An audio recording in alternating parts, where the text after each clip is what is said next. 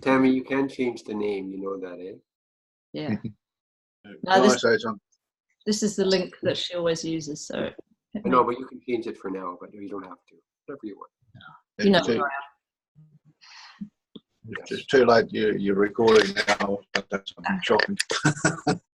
There for history.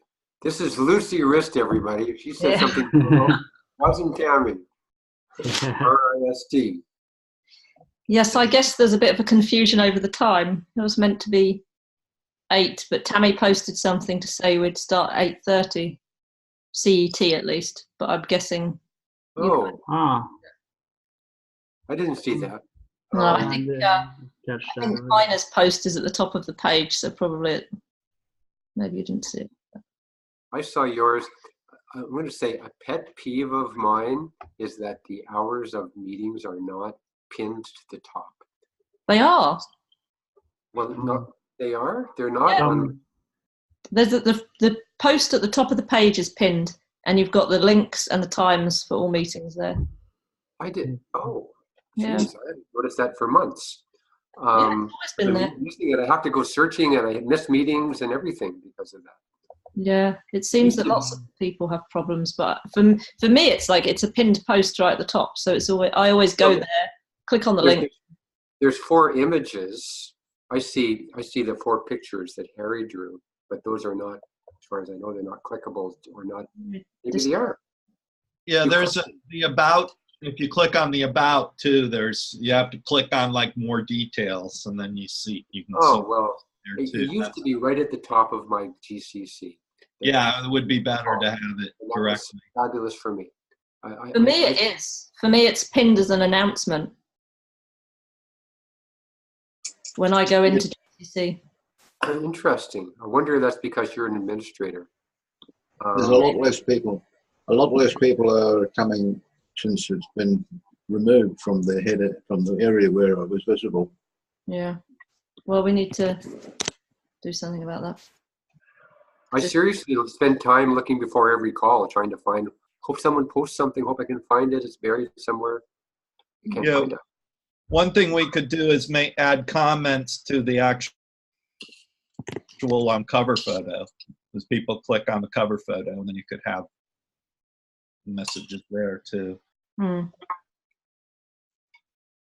So if more people come on board, then the focus groups will have to splinter into regional areas or global focus groups can draw their conclusions and bring them back to the round table.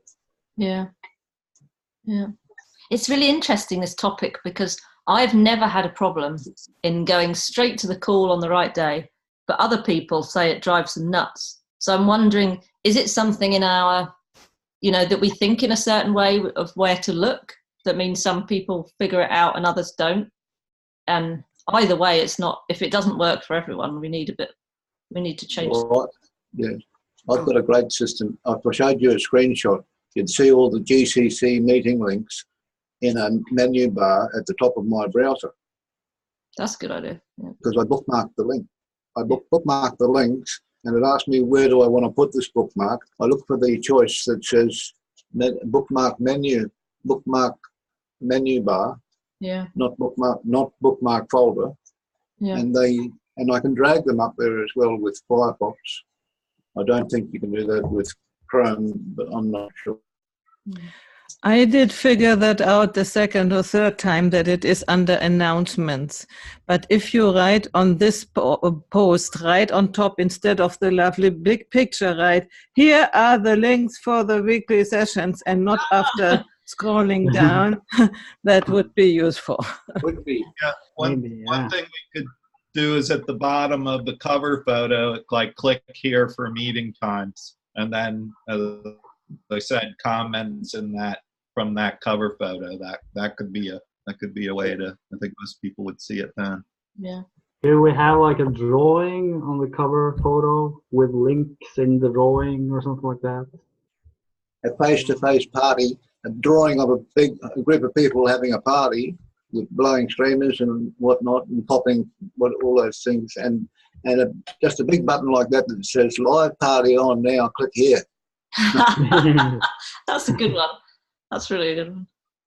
Yeah, the interesting thing is that this is open for somebody to take responsibility for and fix. And it's come up lots of times and nobody's addressed it yet. Only administration can do that, can't they? Pin a post? Yeah. But we have a fair number of administrators. It still doesn't happen, which is interesting. I have also a question about the website. I haven't understood yet the sense of the website if we are still always posting only on Facebook. Wasn't it the sense of the website to go there and do the posting and connect in the forums? So I don't get it at the moment. We should talk about that, because the sense of a website is that you own the content. On Facebook, you don't own the content and you don't find the posts anymore. And I don't know at this point if we should post both on Facebook and on the website, or do the transition totally to the website, which I think would be a good idea. I think we should do both for the important things. The Facebook group will continue anyway. It's very important, but if it's important things, we can also use the forums, even though we haven't done it so far. I definitely plan to do so and put some material there. Just have to figure out what it is. I think as long as the main conversation is on Facebook, nobody will really use the website. There would be needed a decision of the whole group to say, okay, in Facebook only the posting of the events, let's say, and when we have contributions need to be on the website, because otherwise it will always be on Facebook. You don't do twice the things. It's you already have enough to do. Yeah.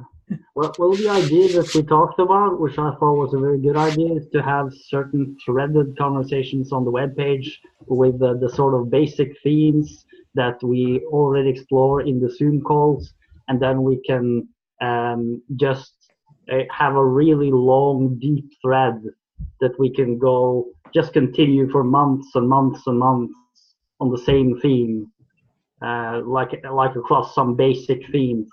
And that would be really good for the website. What could be also on the website, if somebody who is having the Zoom competence is streaming it on the website, you know? I noticed. Huh? Streaming it works well with Zoom, but it doesn't work so good with the mobile phones on Facebook. And then another point is that on Facebook, it's very simple on Facebook to start a subgroup. Anyone can start a group. But if we wanted to do that on the GCC website, there'd be a lot of work involved in setting that up. It needs some skilled developers, programmers who know how to write the code, you know, or they use a template from one of those social networks that give them away. I don't understand that one. What subgroup has been created here? If we've got 45 people at a Zoom session, you won't get an opportunity to have your say in the hour and a half time allotted. So we'll need less people than that in a Zoom session. So if we've got thousands of members all wanting to come on a Zoom session, they're going to have to be split up into groups. But this is far away. I don't think you reach 1,000 people to come on a Zoom call. So it's very hypothetical. Well, some of them don't want to come on a Zoom call, but they do want to meet up with other people in their local region. People who live in your town, you know, the friends in your town and local area, in the next town, in the surrounding village, the surrounding principality, the regional area where you live, your community. This is the village. This is the tribe. This is where we communicate with real people, face to face, meeting up. And we've got the internet now, so we can bring these people together in a group. It's called a GCC subgroup. Local. Yeah, I think we're going to get to that. But that's us a little ahead in time, but definitely one day we should get there. And a technical question, do you know when you do subgroups on breakout groups on Zoom, which one is recorded or if they are recorded? None of them are recorded, but you can leave some people in the main room, have one of the groups be there, and that one would be recorded. Okay, thank you. It would be fun to try that some time. Yeah. Should we maybe do some check-ins? Yeah. When is this starting, Tammy? It should be starting at 8:30, but I think I'm guessing that given quite a few of you were here early, you know, that others who were planning on coming would have maybe done that also. So I think it's fine if we start now and whoever comes in joins in. It's not so much going to be said in 4 minutes that will be a crisis.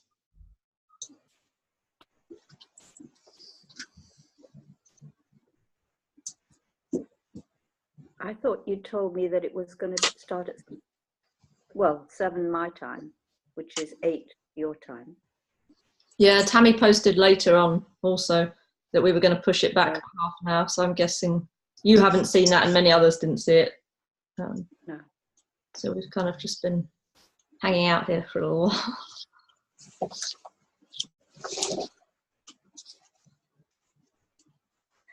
Has Tammy finished her check-in? I was going to maybe check in last. Oh.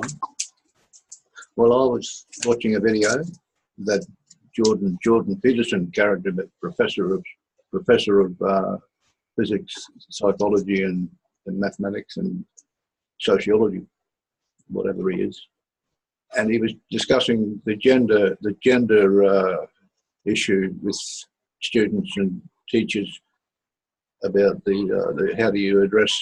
They want to legislate in a new form of language to address children who are not boys or girls but things until they're 4 years old. And he was opposed to that legislation. He said language is something that grows and develops naturally. You shouldn't make laws. It's a dangerous step to make laws, to legislate in order to get the language changed because you're following somebody's agenda. And he was going on and on and on. Eventually he came to the topic of hierarchies. And he said, when you've got a large group of people, then a hierarchy is going to develop whether you like it or not, because some people in the group have got talents that are greater than other people, and they will be the ones who start organising things.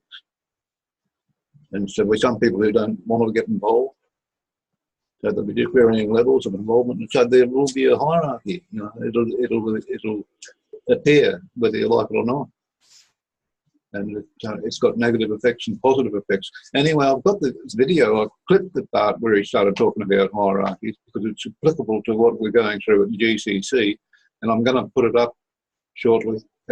It's loading now, it's loading up now on the YouTube channel, so it'll be available after this probably. I might have to add some, might have to tweak it a little bit. And how are you today, Alex, as well? How are you? Well, I'm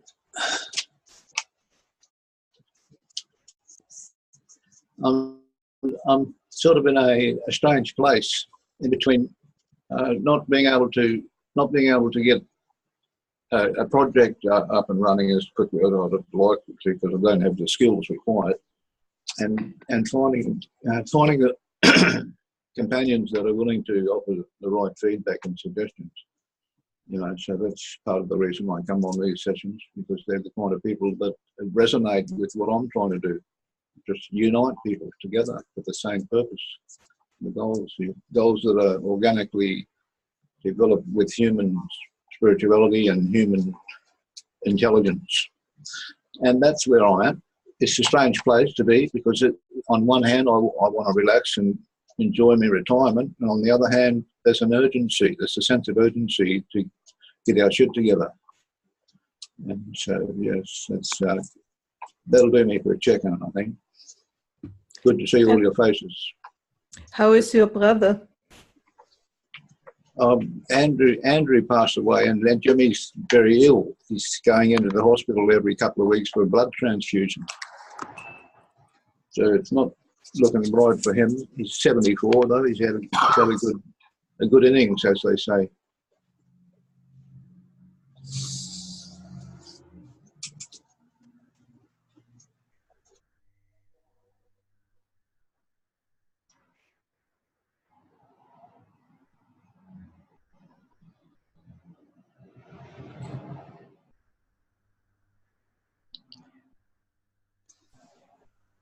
There's the other time he showed up.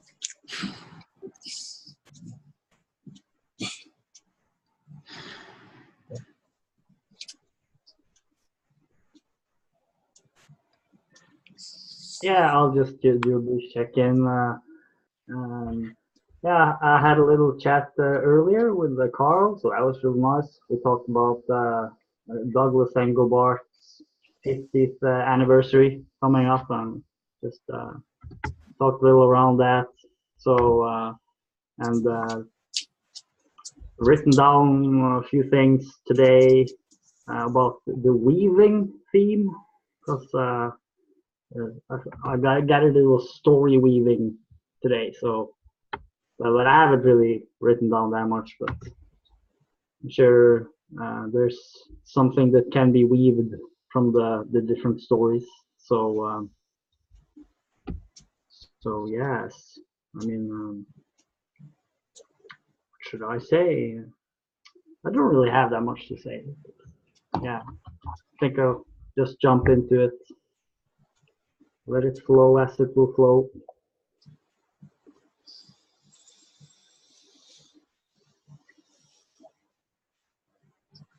I can go next. I feel very tired today, and I was shocked to see my eyes so red and so blue. Maybe I should try to sleep a little bit better. Anyway, I'm quite almost finished with the preparations for my new series, which starts in 2 weeks. And I also have, in these days, I'm writing blog posts, and I have just published another one. And I'm, in some way, I'm following the idea of Harry to really do it. You really write it instead of only have it in your head. So sort of a success to have it done. And now I'm enjoying to be with you, because since Mark died, I don't have really people to talk with. So I enjoy to have the group. Thank you.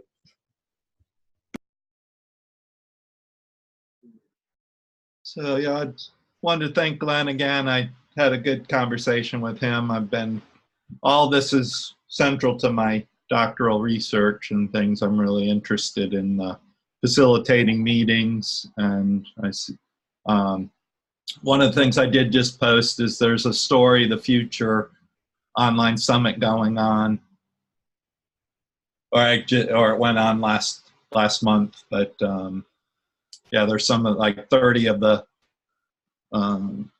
world experts in story were participating in that. So it is available to get on video through the end of the year. They'll have access through the end of the year.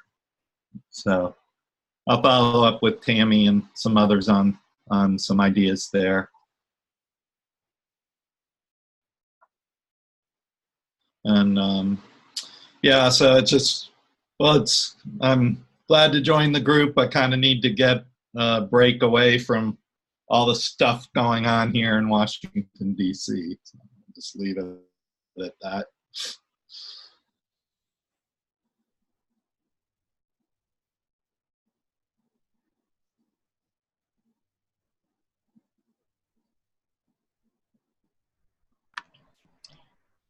I've just come from the Movement Weavers money ritual. And yeah, it was really beautiful. I love what I'm learning from seeing other people taking the form of live generative conversations and playing with it, because so much can happen. And yeah, today I'm just feeling really both grounded and in a space of anything can happen. And so it feels like a real kind of in-breath and out-breath of potentiality. And that feels exciting. And I'm glad to be here. I also, I saw, Anna, that you had posted, where's the link? And so I put the link, I opened the other room, and what happens is if I'm in another room, it has a little pop-up thing that says, hey, do you want to leave this meeting? And so I put the actual link into the chat with you and then pressed enter, and then I was moving into this meeting right away. So I mistakenly left that meeting, and anyway, that's just ridiculous details, but suddenly I was just here. Hi. Is that why you're the other Tammy Lee Meyer? Because you're still in the other meeting? Well, I gave Lucy my password and everything, so she started the meeting as Tammy Lee Meyer, but I can change. I can change my name, so I just said I'm the other one. I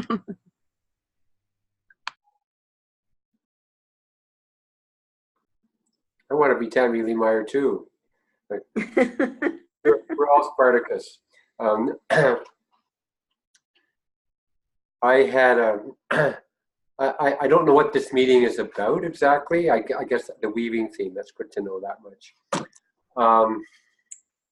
And I feel a little, it's been a while since I've actually been showing my face, so I'm feeling that. Had a great morning today, in that I was invited to write a small thing for Enlivening Edge magazine, and I quickly, something just wrote itself, which I love it when that happens. It just lined up, ready to come out. So that was really great, and I felt really good about it. It was actually a very good summary of what interests me as well. So I feel grounded with that, and really enjoyed listening to Heiner's. Some of you were there. Heiner's doing Grokking Heiner thing. It was great. I really loved that stepping back, seeing a bigger picture, and realizing how many pieces and parts there are. So there's the weaving theme again. I really appreciated that. Enjoyed listening to that. So feeling pretty good today, and I have to go in about an hour to see a person who's got a body. We'll be visiting with one of those, as opposed to you disincarnate angels out there. So that's it for now. Good to be here.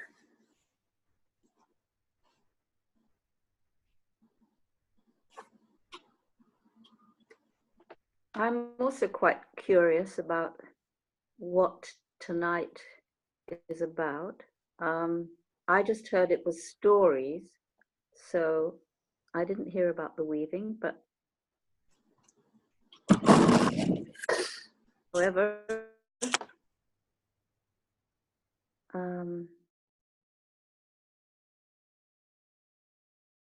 I've had quite an active day.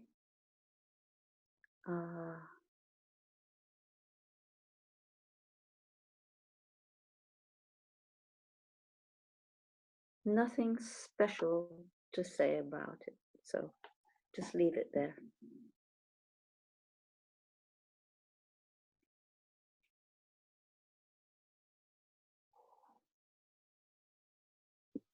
Colin, do you want to check in? Maybe I'll go last and then explain a little bit what this weaving thing might all be about. I'm just I'm playing it by ear. I know you have a few ideas, and I'd like you to just have the space to create that without me interfering with that. But basically, I could say a few general things about some of the work that I've done. Over the last few weeks, I've been doing a mind map of what the GCC is as it is evolving. And it's interesting to hear about the links because I always go to my map to find out where the Zoom is, but Alex had the best idea of just taking the link and putting it in your bookmark. All browsers can do it. It's like your wallet, your bookmarks up on the browser bar. So I thought that was an awesome idea. That way, as long as you know when it is, you know, if it's trying to find out when it is, then that's another problem. But how to get to the room should be easy. And so I've taken the map that I built and I've split it off into just an overview of what the GCC is. And I've built a sub map similar, again, to what Alex was saying about subrooms. So when it gets complicated or too big, it's best to, you know, put it in its chapter of its own and or a sub map. And so that's where I've put the players, and I've built up the profile of some of the people that I've interacted with and some interesting things. And so I assume, you know, that's a place that we'll focus on the weaving, on the players map. Also, that's where the conversations are, and I'm trying to track the conversations. Very interested in what Carl, I think, I just met, is it Carl? What he had to say about doing his studies in facilitating conversation. I think we could have a lot of good conversations. I could learn a lot from him. And I'll just leave it there. And good luck, Lucy. Harry, do you want to check in? I'm confused. Two Tammys. What's happening? I know, this could be trouble, couldn't it? Yeah. One is already much.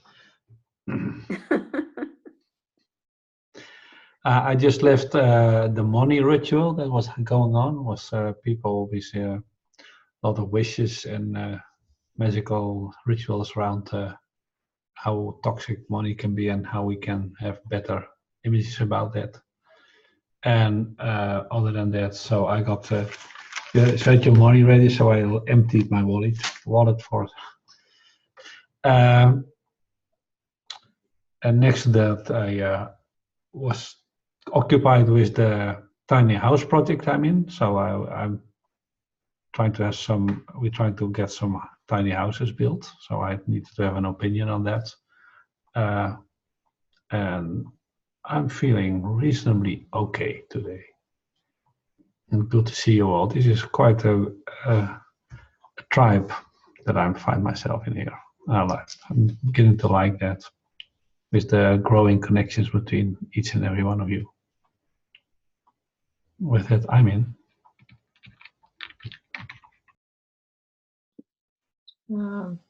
I'm tired. It's been a very, very busy week with work for me, and feels like a very busy week in the world. And I'm feeling those two things at the same time, this kind of fullness in my own life and what is going on, and a real fullness in what's going on out there, what we're sharing, the conversations that are happening.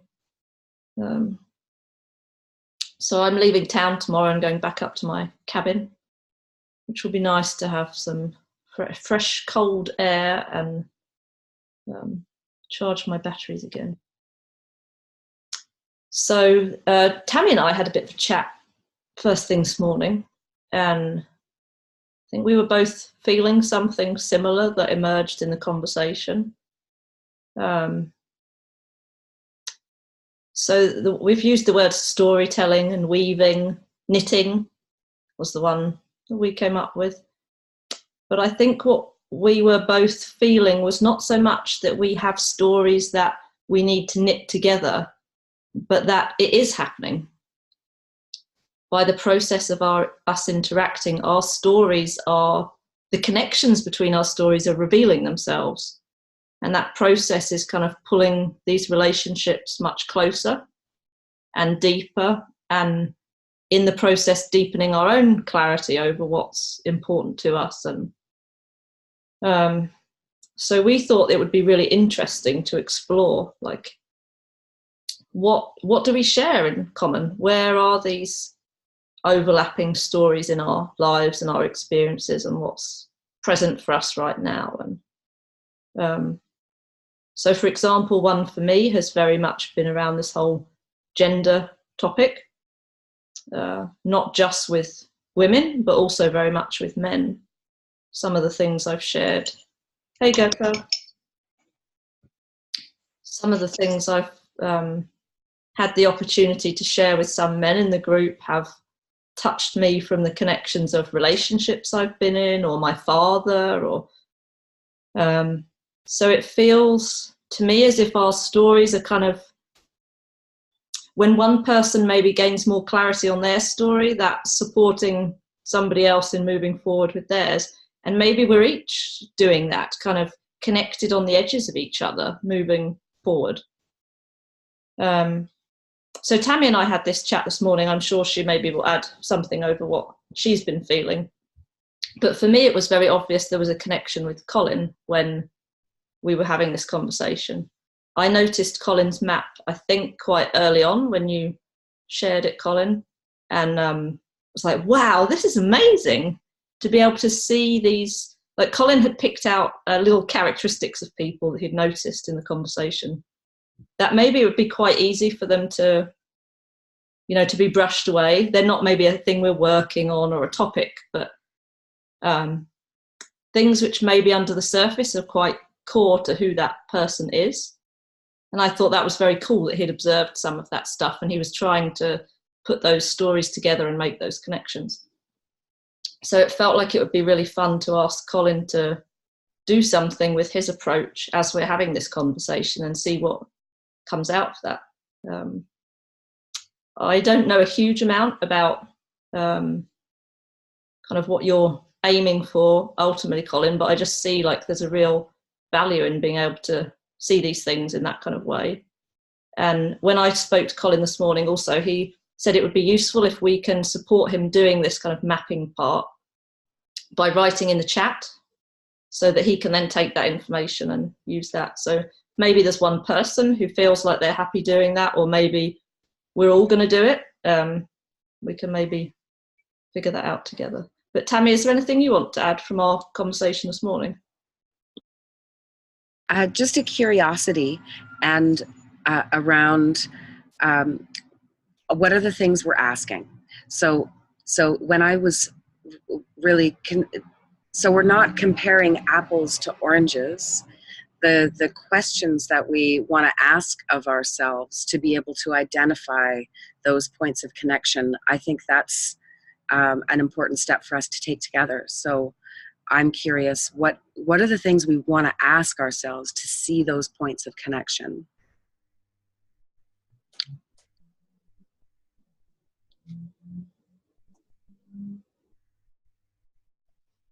And I feel like there's, you know, what we have to offer is a part of that. Alex, did you want to share some thoughts? I was reluctant to open up about myself, and due to, you know, there's been a lot of trauma in the past and a lot of recovery process going through.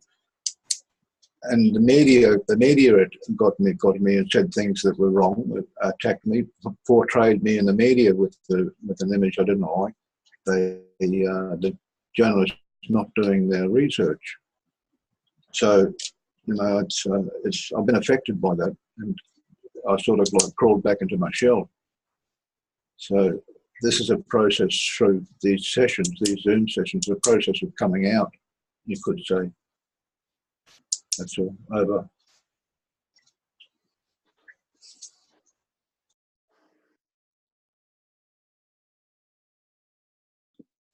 So one thing for me feels like this knitting process of our kind of stories is having understood that about you, Alex. And I think for me it was actually when you talked about alcohol and the past kind of experience you'd had with that. My father was an alcoholic. So there was, for me, that was immediately, there was like some kind of connection. And we've never, you know, had the chance to talk about that, but there was some, I have a good understanding of what that means in life. So there was some respect and admiration for the process I imagine that you must have been through. Yeah.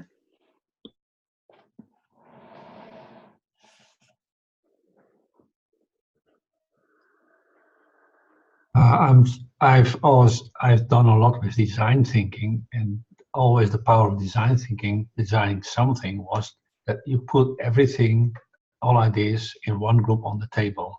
And now it suddenly occurred to me that what we are putting on the table here is ourselves, our past, our stories, our struggles, and there they connect. And this is the richest that kind of emerges out of that we see parts of ourselves in others. And some of our stories automatically connect because we show up, because we emerge from our shells and our isolation. And that is a shared wealth that's emerging.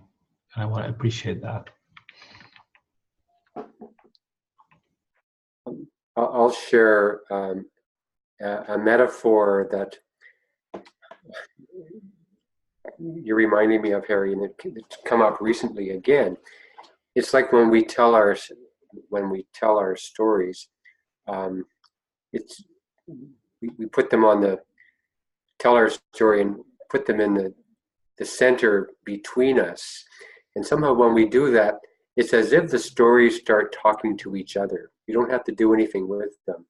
But I really get that sense that the stories they do something on their own that we couldn't do with them. I could never have imagined what would happen to my story in the process of it being shared and intermingled with others. And Alex, I'm resonating with you too. I see you fingers going with that. But something in a lot of, that I've noticed in a lot of, it's a common factor, or something that I've consistently tracked and noticed in many groups I've been part of, and including my own motivation for being there, is I have noticed a lot of trauma, that the word trauma and the experience of trauma in some form or other being present for many people whom I've been privileged to be with in groups, in sharing groups and circles like these. And for me, these international sharing places have been spots where it's been safe enough for me to share enough parts of my story that some of my trauma background, which was quite profound, has been able to find some recognition that it's familiar territory to many of us, and made me feel safe to be with that, and helped create the conditions where sometimes, and with some people, I've been able to go a lot deeper in trusting and safety with people. Often that in my case, that I've met through groups.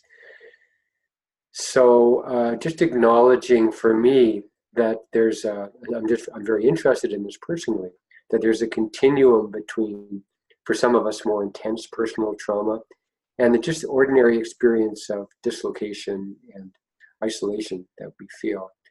I feel that they're on a continuum, and that the whole world is really, in some sense, somewhere on that continuum, and probably not anywhere near where healthy connection would really reside. So just kind of want to bring that appreciation for the benefits of trauma that often that help to bring me here and some other people that I know into looking for safety in groups like this. With that, I'm complete. Put my story on the floor. You know, it's a real big issue in the community, this problem with alcoholism, because the victims go through as much trauma as the perpetrator.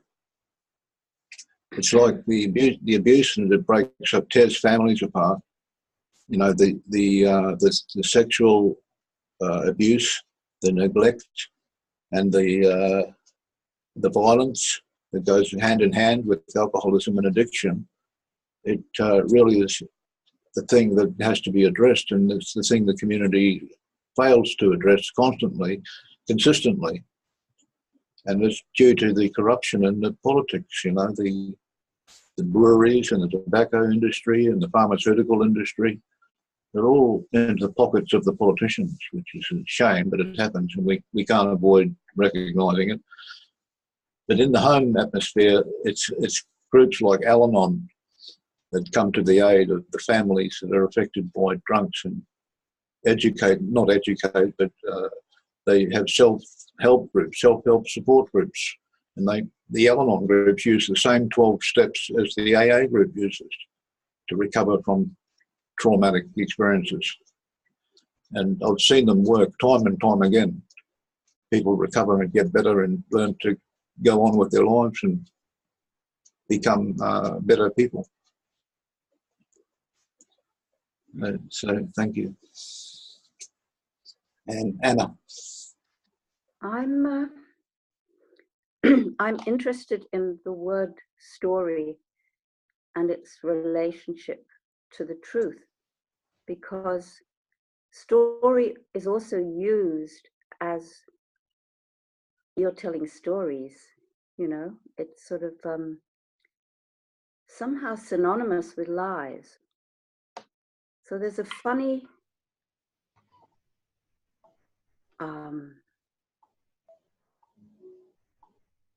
double edge to it. And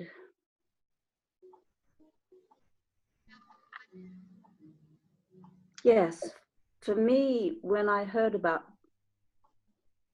sharing our stories, my sort of first thought about it was, what's the connection to the truth?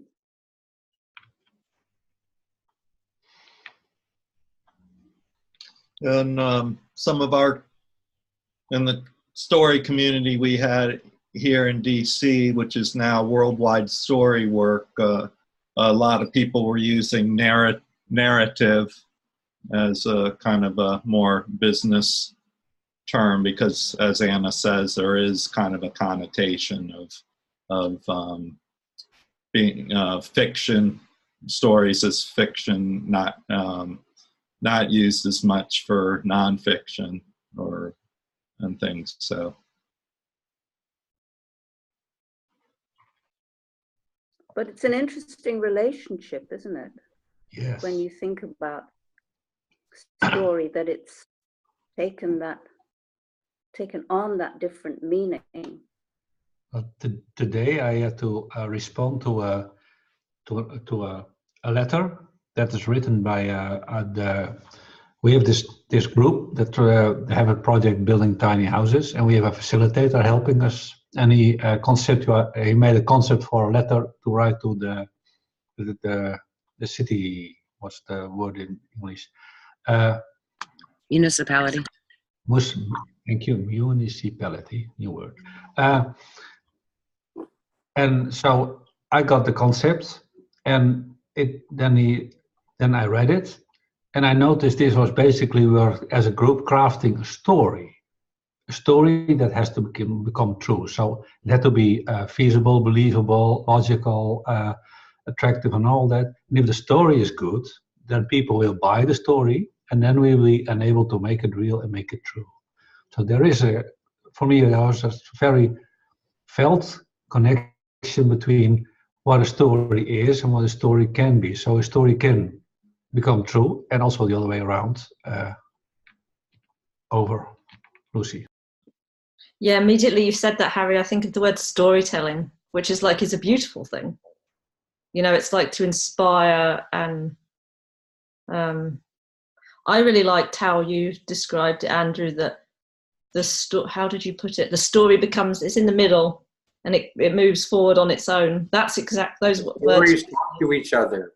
Yes. The stories have their own private little party. Yeah. We start talking to each other completely outside of consciousness. Yeah. We do something that we could not have imagined. Yeah. And I think of that as storytelling. It's like I tell my story, and whether it's the truth or not maybe matters less. If I'm coming from if I'm guided by the right values in doing that, maybe it's my story, and in this process maybe that's all that matters. You also have your hand on heart here, Lucy, as you're saying that. So it's your story, but but stories can also be like this, also be ways of keeping people out. Yeah. Tell a story that can Yeah. keep them away. Yeah. That's a great distinction, these stories and these stories. Yeah. Well, look, there's a lot of debate going on between scientists and philosophers that breaks down when they start discussing the quantum theory and all that rubbish. But I think keeping it simple was the secret. Now, here's a tiny story. It takes about 1 minute, but it helps explain to a certain degree the idea of what Einstein brought up about the imagination being more important than the intelligence, or knowledge, sorry, imagination more important than knowledge. And it's called when I've finished this, it only takes about a minute. Raise your hand if you heard it before. Otherwise, I'll ask you to, when I finish, I'll ask you to raise your hand. All right. It's about the magical microscope. And this old man had a magical microscope, and it zoomed in without any limit. It's just, you can just keep zooming in and getting closer and closer to whatever you put under the microscope. And he was sitting in his house in the country, sun shining through his window. You could see his microscope on the desk from the tree outside. And one day he grabbed a painting off the wall because he could see a speck of dust on the painting. He thought, I'll check that out. And he put it under the microscope and started zooming into this speck of dust. And the speck of dust got bigger and bigger. And he zoomed in more, and the speck of dust got bigger and bigger, and you could see tinier and tinier particles until he zoomed in. It looked like a galaxy of stars and matter, all tiny little fragments. And he zoomed in further and further, and you could see almost like atoms, and with like solar systems, with atoms and electrons spinning around them. And further in, he got to a spot where he could see a formation that looked just like our solar system. And so he looked closer, and sure enough, there's a little blue planet. So he zoomed in onto that, and he zoomed in on closer and closer, and he looked for a place where he lived. He looked on Google, and he found his house, and he could see himself in the window, looking through the microscope.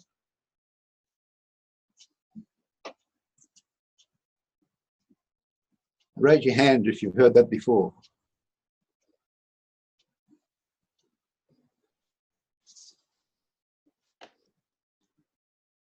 Now that's a powerful story. I haven't heard it before, but I think I saw a video that showed a somewhat similar theme.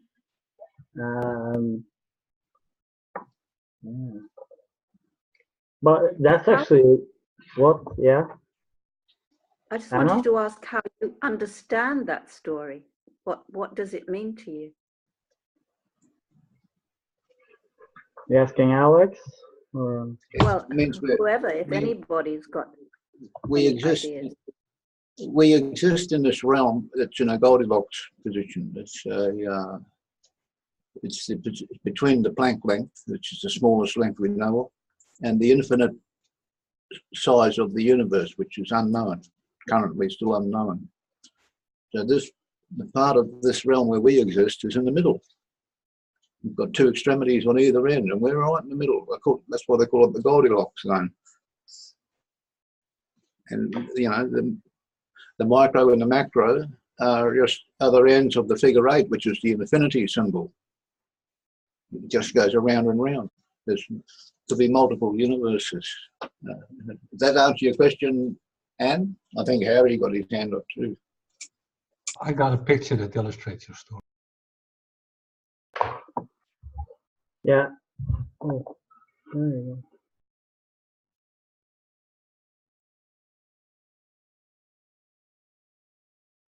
That looks like Escher.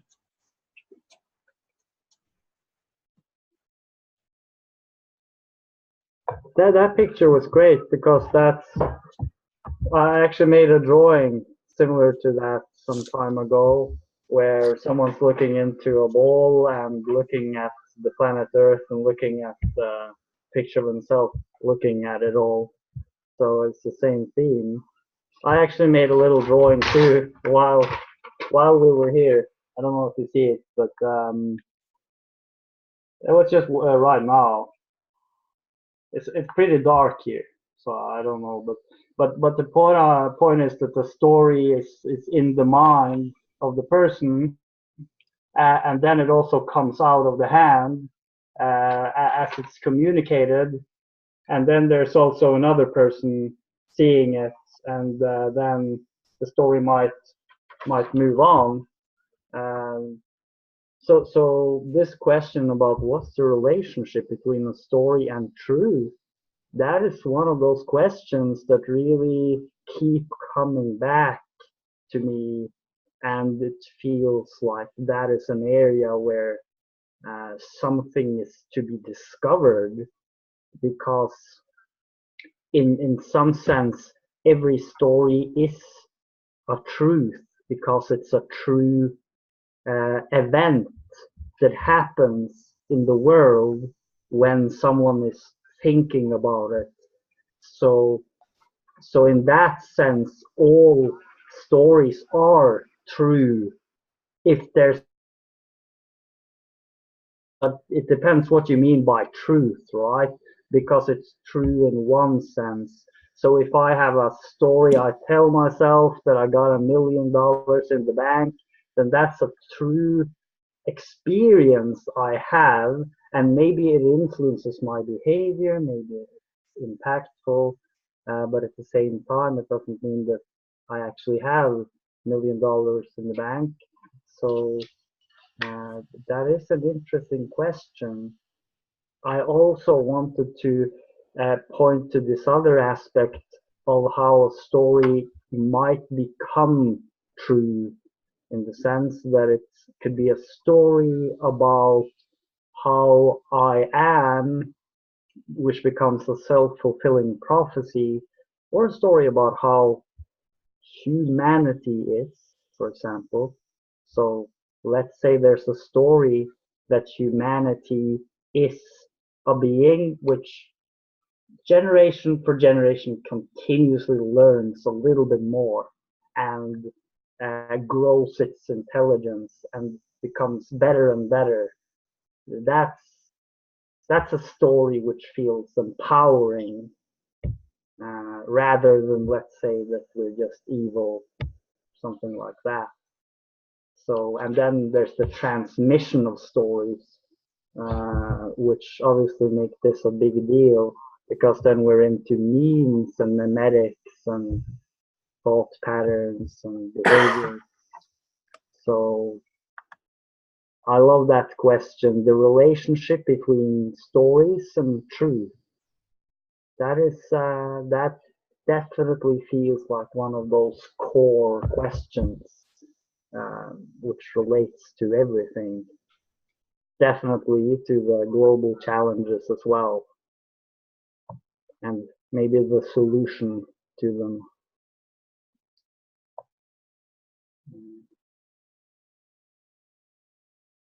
Do you want to go first there, Andrew? No, I don't think so, Tammy. Not really. It's not burning.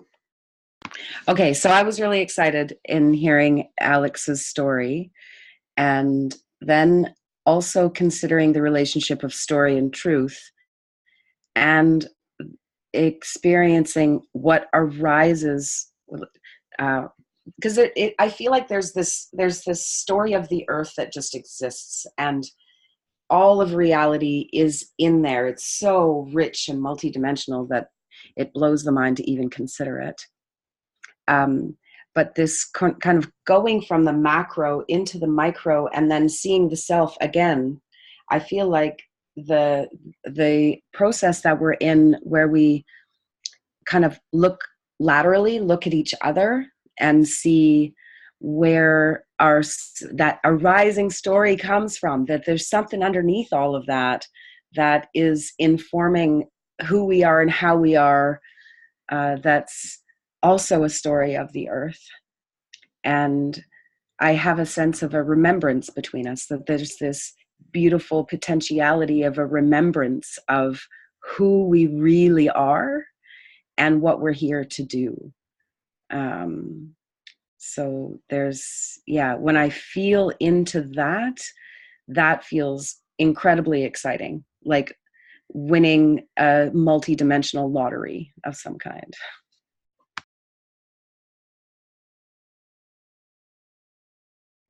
I really resonate with that story, Tammy. That's the sort of story that would grab me, to do with our, you know, who we really are. And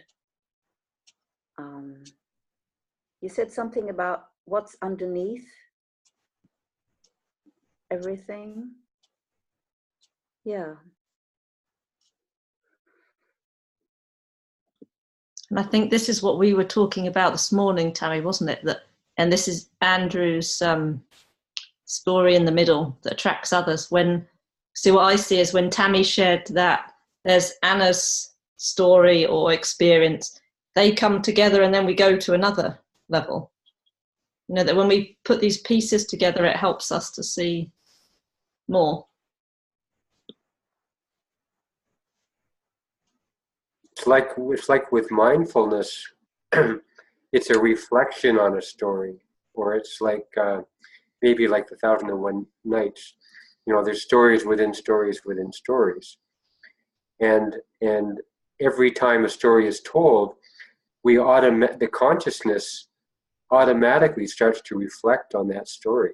It starts to can't help it. It just starts reflecting, making a new story up with our own story and reflecting on that one. And I've noticed in myself, and this is something I noticed again, I guess recently, some stories in my life have been long and enduring and have to do with the past. They're sort of like iron girders in a building, you know, that just go on forever.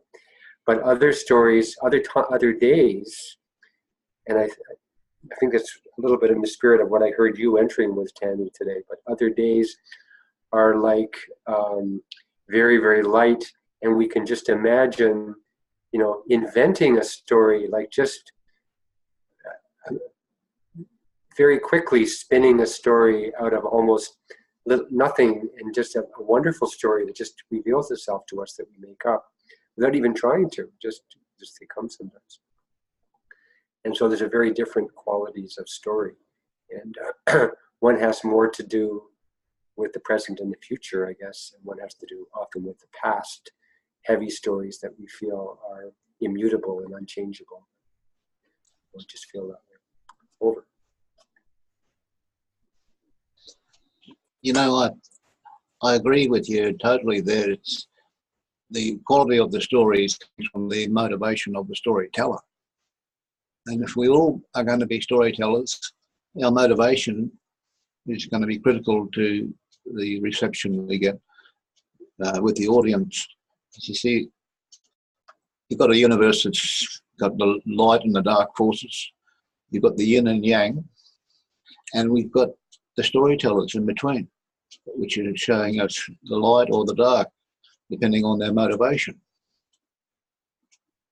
So if you got the ability to be honest, deeply honest with yourself, you'll have an imagination that shines.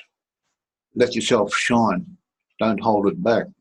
You're not going to achieve anything by playing it small. Remember what Marianne Williamson said in a book, famous book, great quotation. I've always remembered that book. I discovered that during the recovery process from some of the women who came to the AA meeting. Let your light shine. I'd just like to do a story in the alphabet code, because that's fun. Connecting presence, putting a boundary around the activation of purpose. So when you tell a story, you're activating the purpose through a very specific bounded presence and connecting to that, right? So connecting the presence and putting a boundary, making it real, making it happen. The story is like, it's a spell, literally. It's spelling into the future and creating to activate purpose. I like that.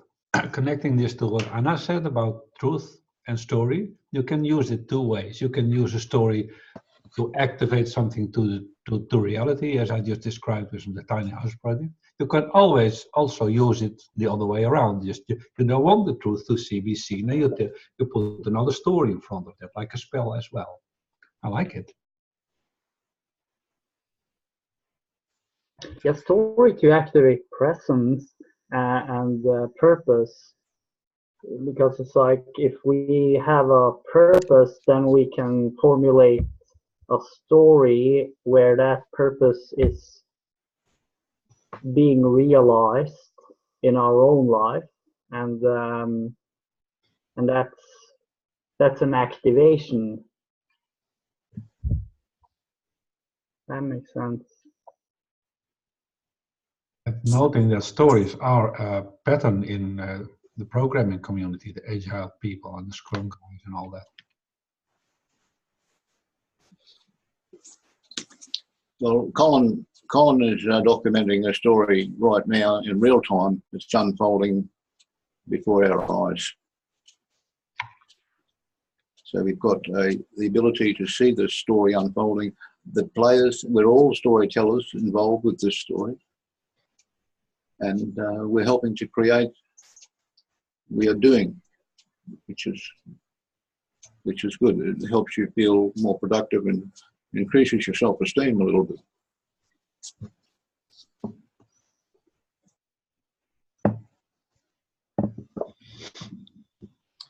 Yeah, I am going to have to drop off the call. I had posted authenticity and purpose too, and it's the kind of like the authentic commitment to your purpose is what draws people to your story. Is kind of what I meant by that.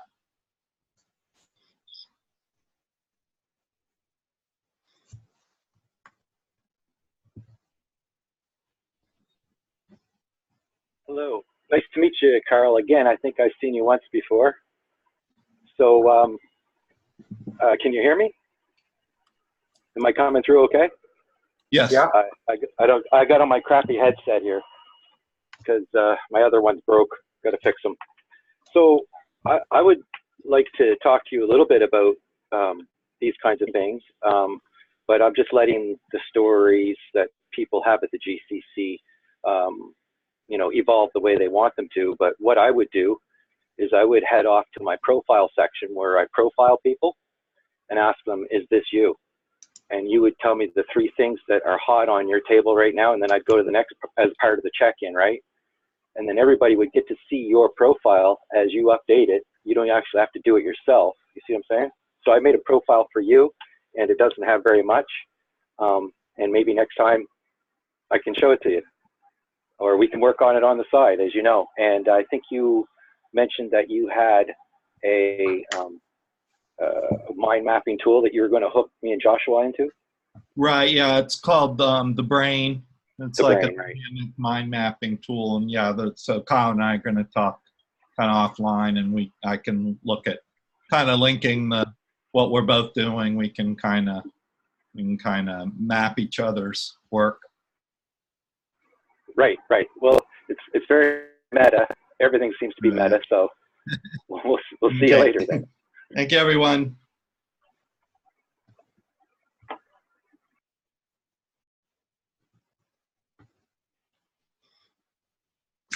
Some of the people over at the Ecology of System Thinking were asking me where Coggle came from, and I thought it was a development from Google, but apparently it's not connected with Google. Is that right, Colin?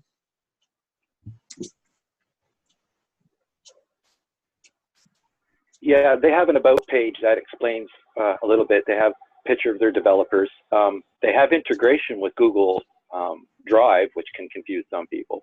And I was calling it Koogle all the time instead of Coggle, which I think is the right way to say it. But that such is the world we live in, where we see words before they're pronounced.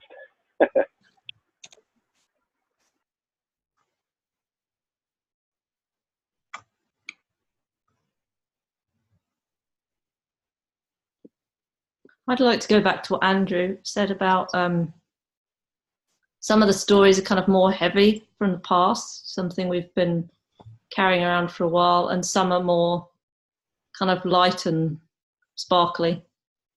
And I realise that that's what I get from this group, is that it's a place to share some of that heavier stuff from the past and understand it better. But it's also a place to get this kind of more light and optimistic stuff for the future.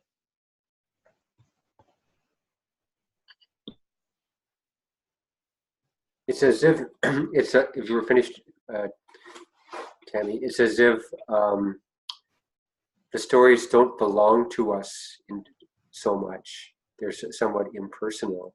They're just stories that we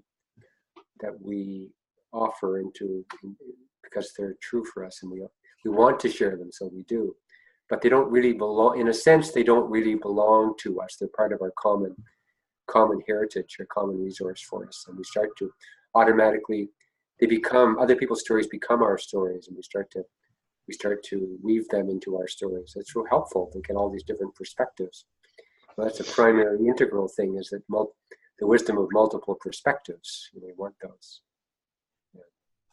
Not without prioritizing our own, which we're usually stuck on doing all the time. Never share it and carry it away with us, protecting it forever. Crazy.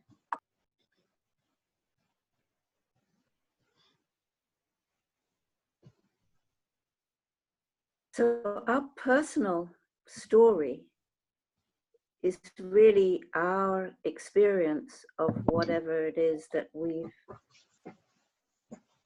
the events that we've been through.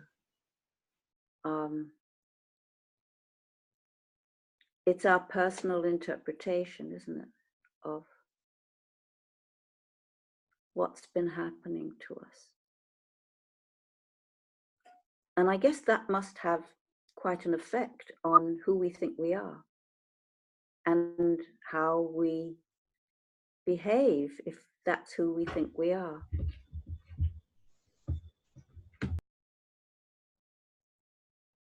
So it's useful to have other people see you, to give a feeling of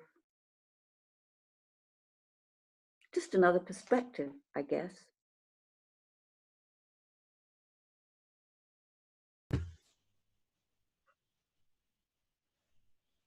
I think that the stories we are living in our lives are somehow, as you said, Andrew, impersonal, because other people have similar stories. They might be, let's say, I don't know how many categories of stories, but it's not so special about us that we are living a divorce or whatever it is. A baby is coming, or a death, or struggle in the workplace, and disappointment and failure. That's sort of a completely impersonal thing, and we have our little bit special take on it, but it's not really ours, and it's a human experience in my eyes. So yes, we live it, but we live it as a part of humanity, and it's not really telling so much about us as this thing here, you know. Who are we, by the way?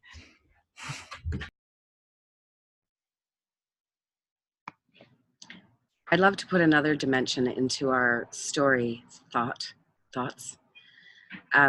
When I had my emergence experience, one of the things that happened at that time was that Bush was elected.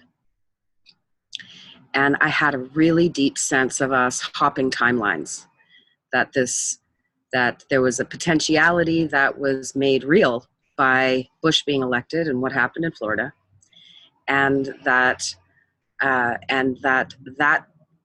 an effect, and that effect as a mass scale was holding a kind of reality that is the power over and all of those things. And I had a similar kind of feeling when the current president was elected. We're hopping timelines here again to another really challenging place. And in the work that I've done in the environmental movement, there's always this sense of good news, bad news, that the worst possible news is the best possible news to wake everyone up to be together with the reality that we're faced with. And we are definitely experiencing that now.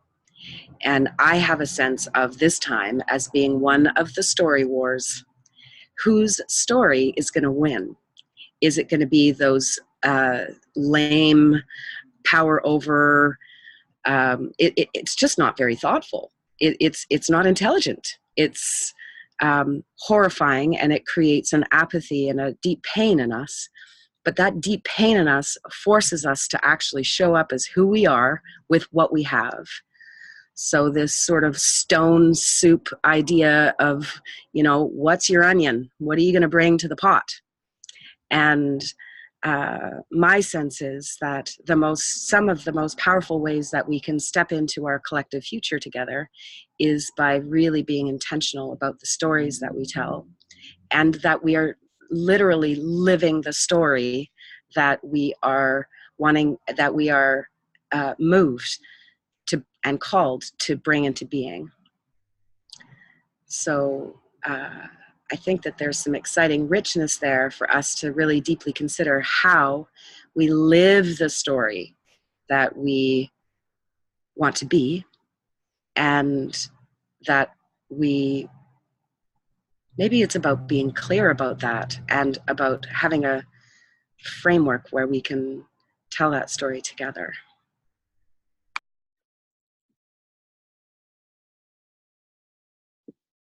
Feels like we also have that at the individual level. I could show up with my story about who I am, and yes, you could all encourage me to shift that story and support me in the process of living it. And so it feels to me, this story thing, there's individual story, collective story, and that's what we're all doing here, both, aren't we? We're exploring and maybe revising our individual stories, and we're also exploring and hopefully intentionally choosing our collective story so that we can then make sure that happens. There's also nice, you guys, nice Tammys. There's also an idea of confessing our story. I'm not sure if it's still alive. That came a minute or so ago, but that we dare to acknowledge our part in the story that isn't working, rather than be pointing a finger out there at what they're doing, but being willing to, leading the way at confessing our own part, our participation in the story, and how we are the ones who created the bad stuff that we're complaining about, but to be willing to own that part and to practice that with each other. Over. That sounds like the story of responsibility to me, taking personal responsibility.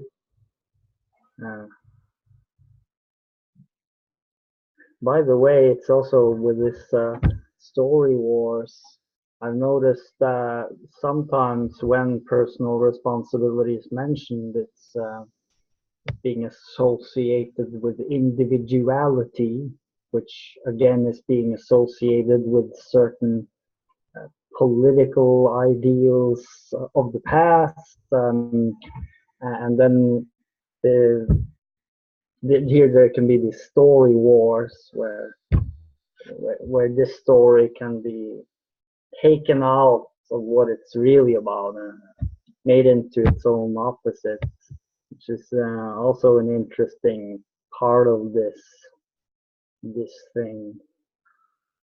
Another, but I guess what comes to me here is if there are these, let's say, story wars or these time lapses, and each reaction has a counter reaction, and there's mechanisms that keep a certain balance, then I wonder if there is a sort of emerging edge at any time where the stories of tomorrow are being formulated, and then depending on which are formulated, the sort of powers that be will latch onto the best one at some point, which brings me back to responsibility from my perspective, and maybe what we're doing here, which is what is the story of the future which we would like to move towards. So I guess if I want to be really responsible, as I understand it now, then the best bet that I could make would be to spend as much energy as possible to really develop the story of tomorrow together with others in a way that could actually put all our stories of tomorrow, I'm talking about the good tomorrow here, the one we want to go towards, and put that into one coherent larger story, and then build on that and make it far more vivid, because that seems to me to be what's somewhat lacking in the stories told today. I don't really see the big stories of a positive future for humanity being formulated powerfully, but I do hear many people asking for that story and wishing for it. So maybe that's the prime task. I feel the prime task is close to that.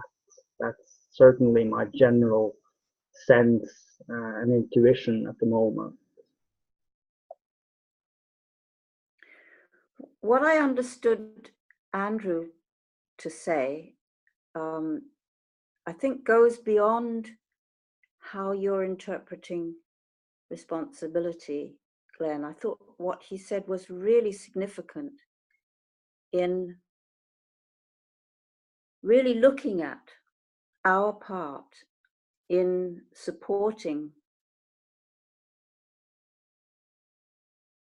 the way things are now. So it's how much we are contributing, because there is this sort of, the goodies and the baddies, and we're all the goodies, of course, because we're here, and the baddies are all out there. And yeah, there's some way that we need to be able to recognize how much we contribute to what is going on out there, rather than othering it.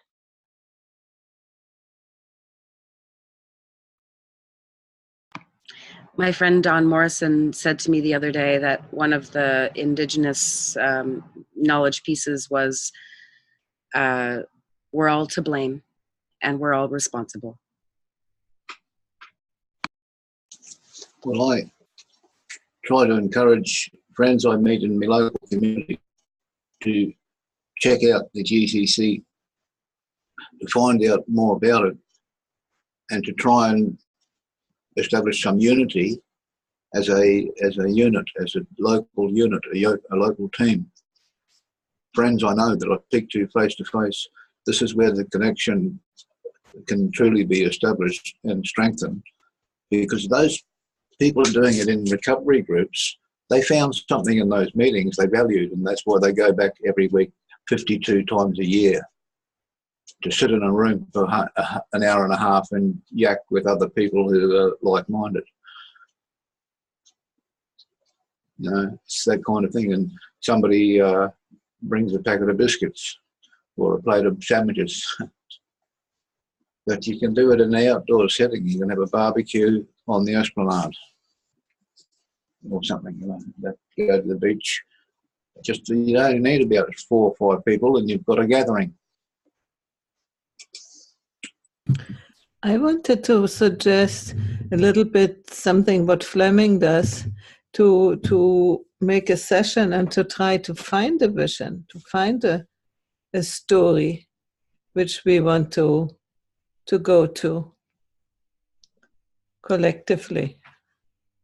Weave it together. I don't know, in sort of a meditation, whatever. Tammy, you know probably these practices best, so it would be interesting, because effectively we didn't talk about the story we want to create yet. I would love that. Well, that's why I attack members of my peer group first, unfortunately for them. And that's, you know, people in the entertainment industry and handymen who do woodwork, gardeners, people who love planting trees,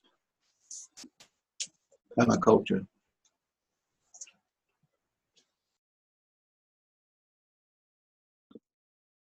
I've joined, this was a long time ago now, but joined a session with Fleming and others where we told the story together. So one person started, you know, so for example, I would start and say, okay, well, today I did this.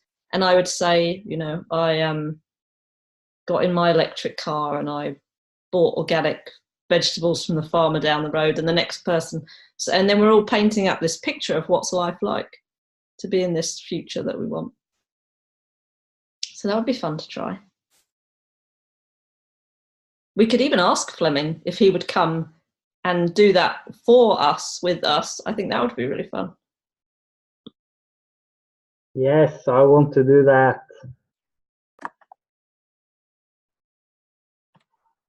We did it once, actually. It was a really good one with Harry and Tammy. I mean, it was quite a lot we managed to weave in just an hour.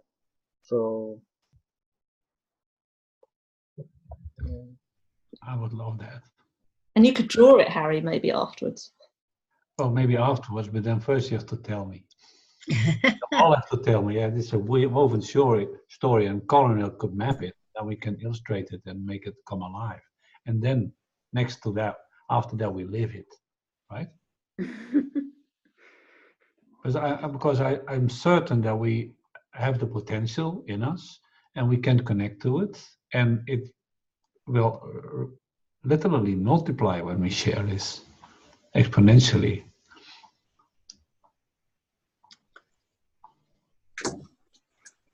I found it's extremely simple to come up with an idea and a plan, lay it out on paper, but implementing it in reality becomes complex.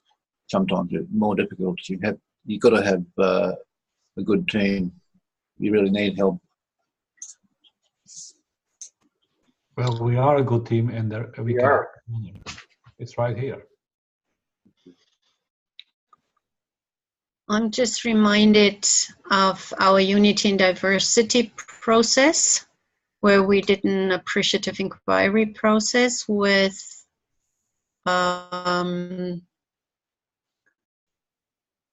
first finding the real themes or the real topics, and then doing interviews. And these interviews are 2 people each, so in pairs.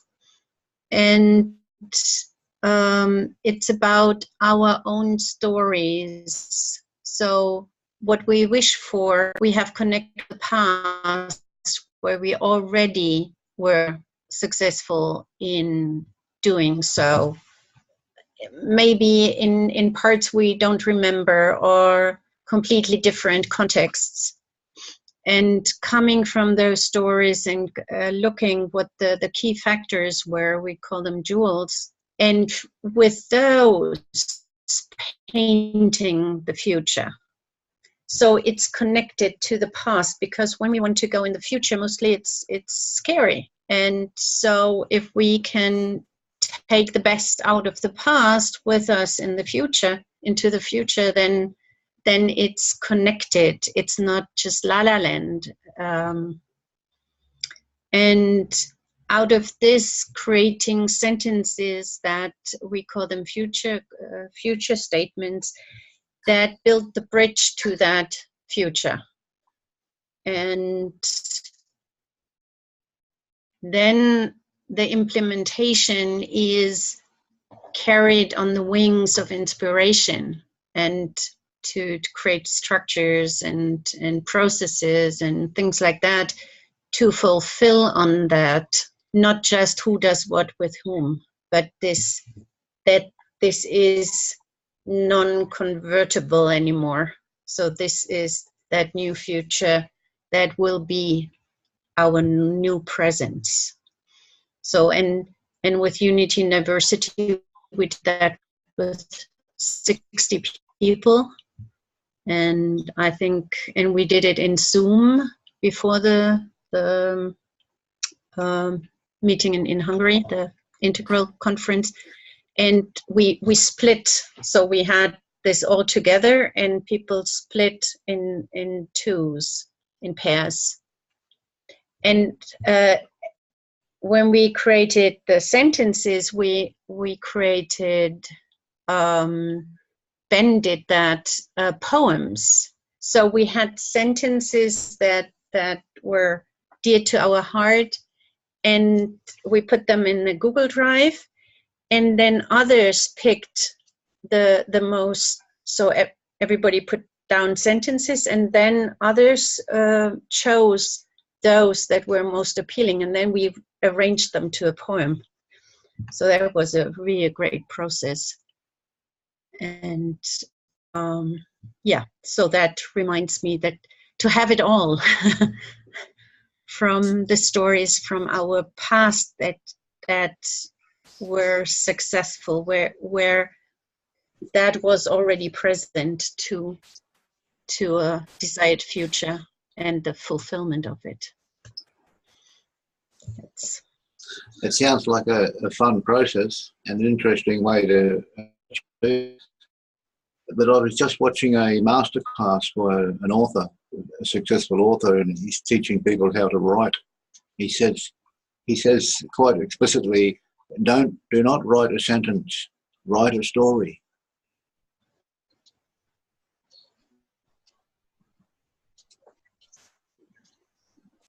So I wonder if this could mean that we could write a story in the sense of describing a scenario, could be described in real-time language. That's what we did in that talk, and I felt that it worked quite well. But it's like, this is what happens, I do this, they do that, the landscape looks in this kind of way, it is this sort of a lifestyle, it's this sort of an environment, it's this kind of an interaction, and then to begin from there, then it becomes a very vivid, and I guess it becomes a visualization that happens when you read the sentences formulated like that. Kind of like a film manuscript, I guess. Like a film manuscript for the great future. It's the way it could be done. And we could include the story until now as well. For each person, that would make sense.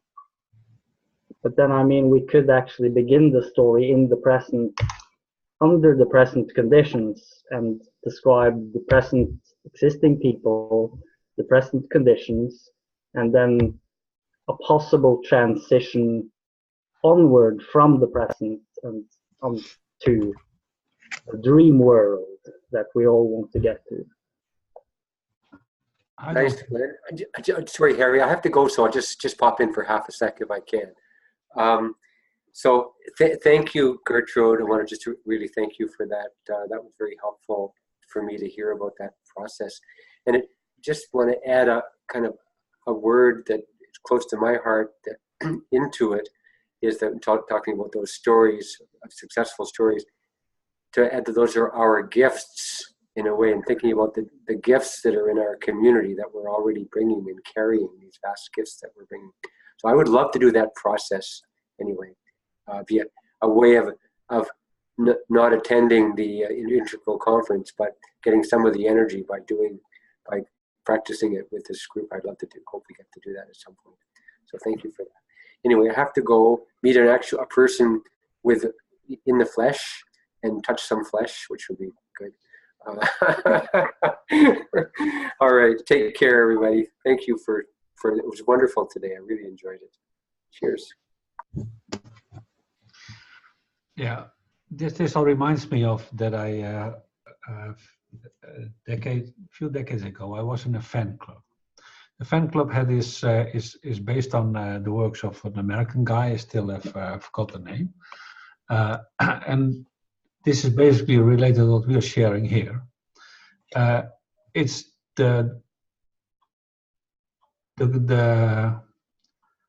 you need to in order to be in a fan club, you have to basically unconditionally support all the other fans. So you're basically mutual fans of each other. And in this fan club, you can bring any wish you want.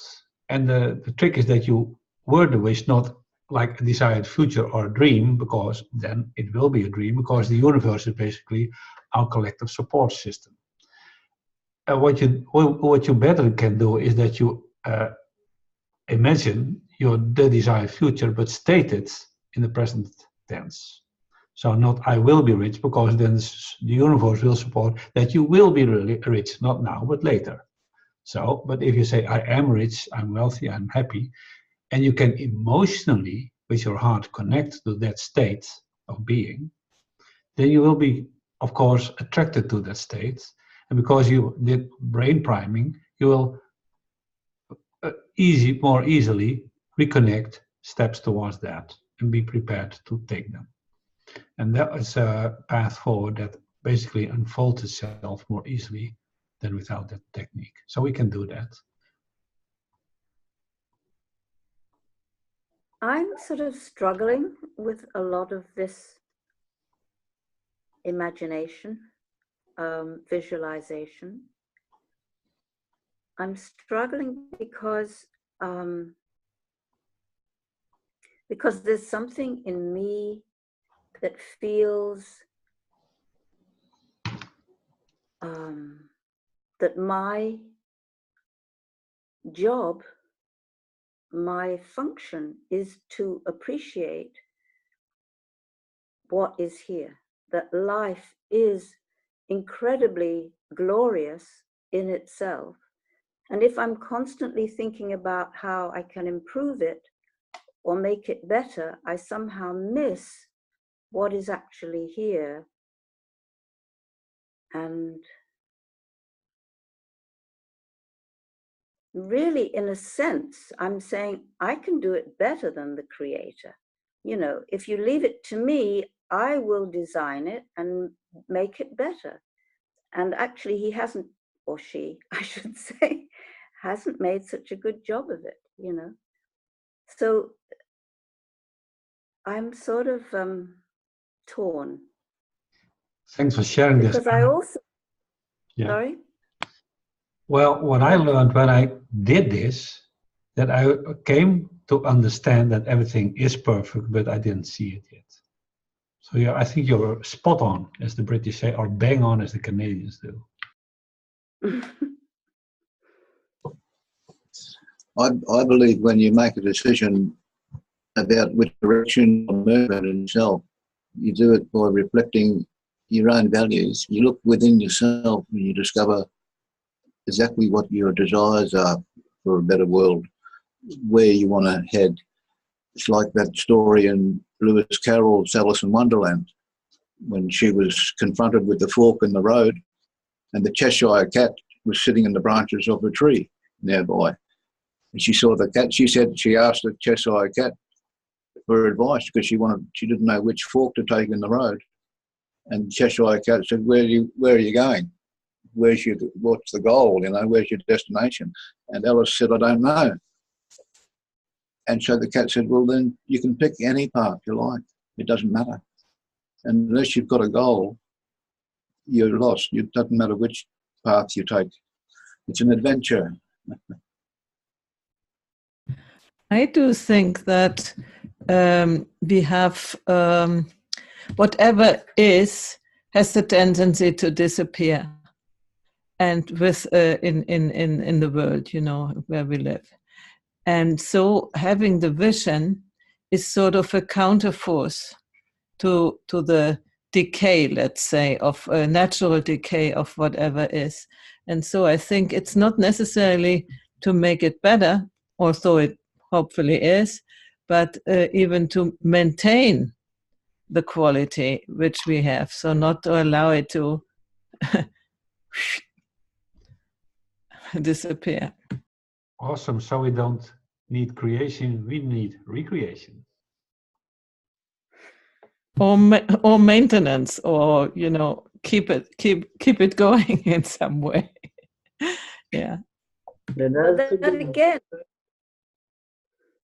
That again, it's like, are we really keeping this going? There is something which is keeping it going. Yes, but we are part of that something, I think, Anna. Yeah. What kind of world? What kind of world do we want?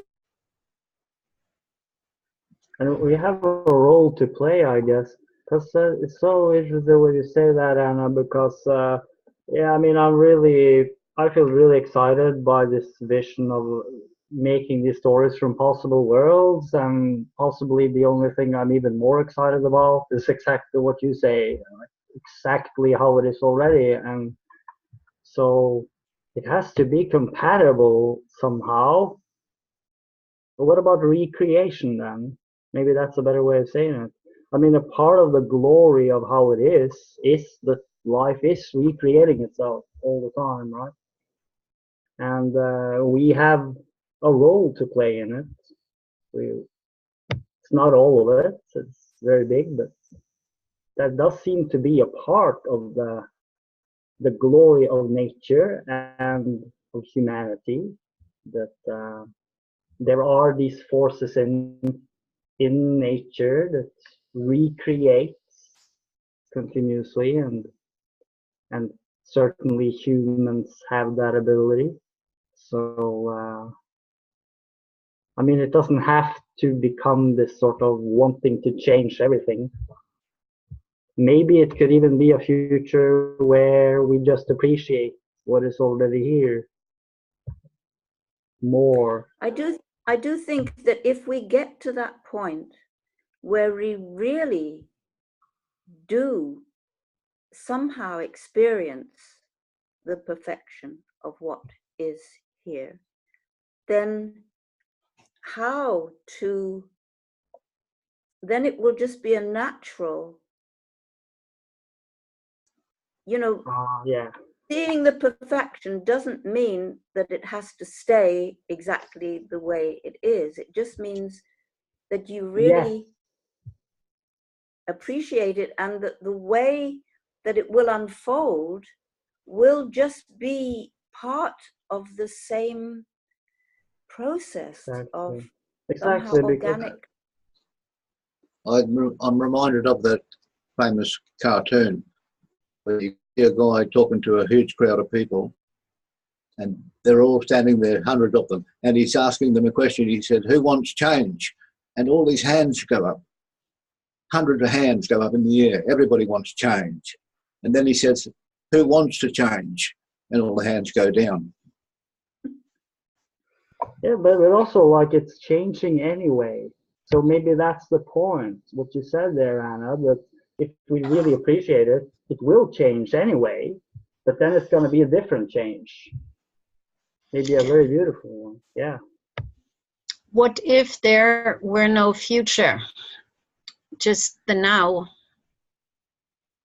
and no past, but only the stories we know about the past.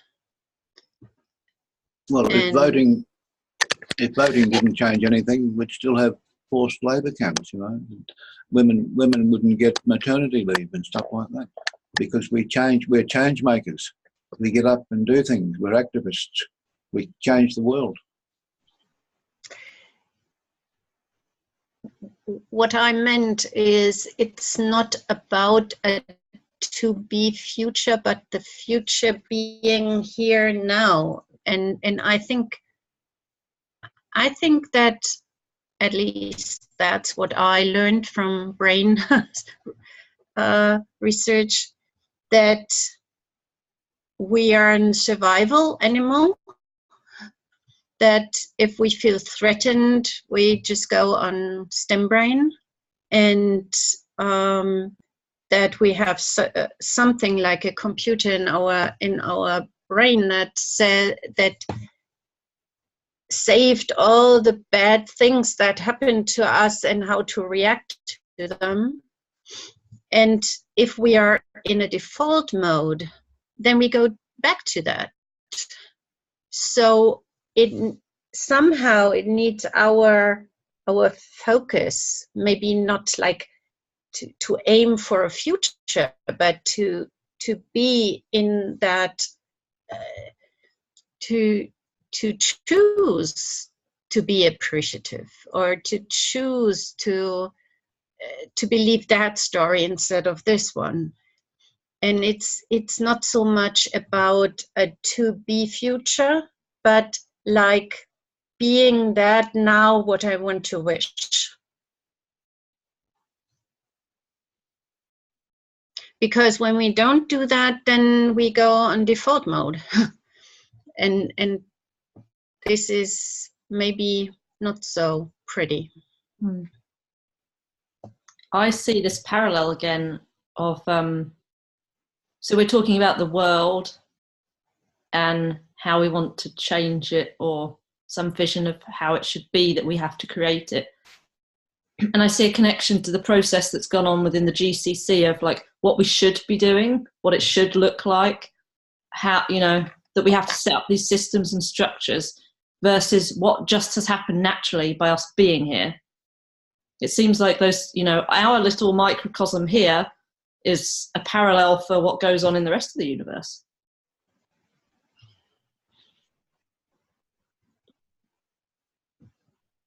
Our collaboration, I think it's a part of what we're doing together. We're healing humanity.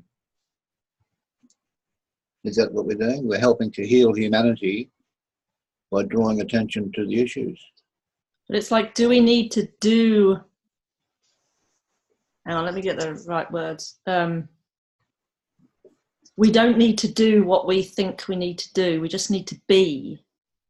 And we need to be fully here. And the rest takes care of itself. We don't have to struggle so hard to fix and change and decide. We just have to be here. In this group, it's been the same, or this has been my experience, when that happens, there is the magic. There is like the perfection. And it's the same in the world. I don't think it's any different. I don't think we have to get out there and fix it in the way that we think we do. I'd like to come around to Sometimes it is a struggle. Sometimes it just is. Like when I felt just now, I was struggling. So you're not saying, well, you don't need to struggle, or it's never a struggle. Sometimes it is a struggle, just the way it is. But we can trust the struggle. Yeah. It's a glorious struggle too. I'd like to find an empty factory on the outskirts of town and go and paint an enormous sign on the factory, the Wisdom Factory. Heidi loves to hear that. That's what we are. We're a wisdom factory. Yeah. The other Tammy Lee Meyer wanted to say something, I think. Well, I was just reflecting on the last few minutes and reflecting, seeing how do we see it? What's the focus? story, and thinking of story as kind of a multi-dimensional way of seeing. It moves through time. It's something that carries wisdom, knowledge from the past into the future through a lived experience that we can resonate with. And then, but for me, it's like all about how do we see, right? Like what are we seeing? And then there's us on the inside. You know, what is here? We are all, you know, like, you know, Harry was saying that we are, well, there's the work on the inside, and then there's what's going on in the world, and that kind of breathing in and out of that, and what is between us, how do we see it, right? And that seeing, I think, paves the way for what's created. And there's a lot of dimensions to what's actually going on there, but the act of storytelling, the act of collective storytelling, I feel can really lift and make people aware, right? Awareness is about seeing as well. So for me, this all is kind of resonating in the space of how we see the world, and what is the power of choosing to see the world in a particular way. What are the lines of force that we can kind of pre-pave how we want to be through this kind of internal knowing to bring what we're seeing back into right relationship with the natural world. So anyhow, that was all very exciting that I was hearing in between all of you guys' sharing some words.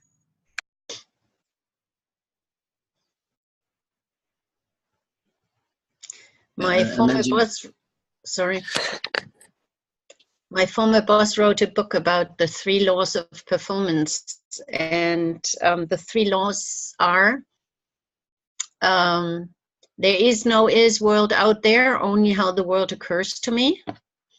World occurs in language, and you can only change it in language.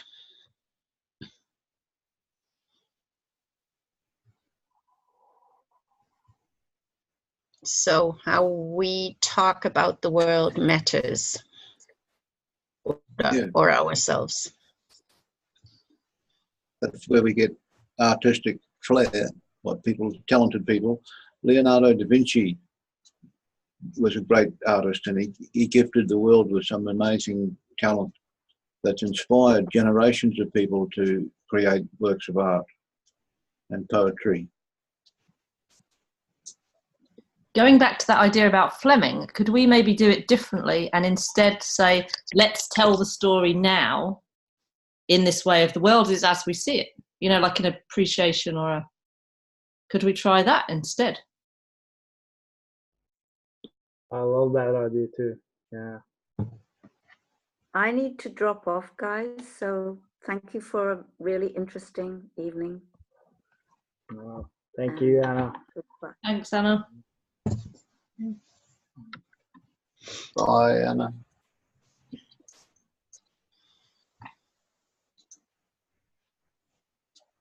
Yeah, it's 10. We were meant to start at 8, but officially 8:30. Is anybody interested in looking at what we did in that process, unity and diversity? So I could ask Ben, because he is the holder of all the links and documents, so that he would provide it here in the group, so you can look at it, what we did. And he did a Prezi with it, and he's a technical genius. so it's really great. Gertrude, was that where you mentioned about the time, about it's all in the now? I didn't understand your question. Well, you mentioned something about the time, that it's always the present. Was that in the unity and diversity that you talked about that?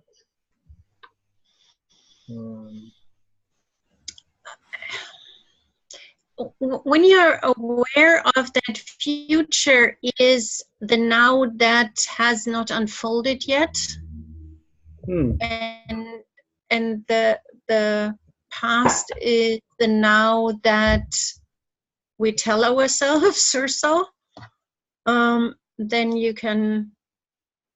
I think we're used to talking about the future as if that was somewhere out there, but actually it's living here right now.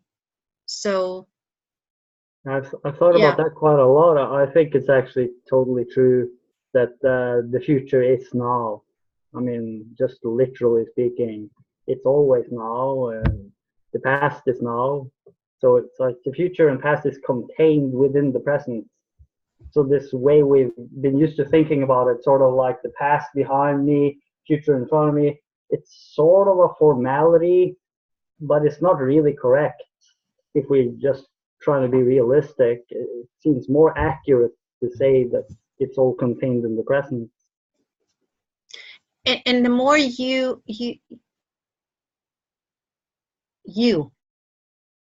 I have the future in the more I feel the future, the more I am being that future already now, the more it unfolds.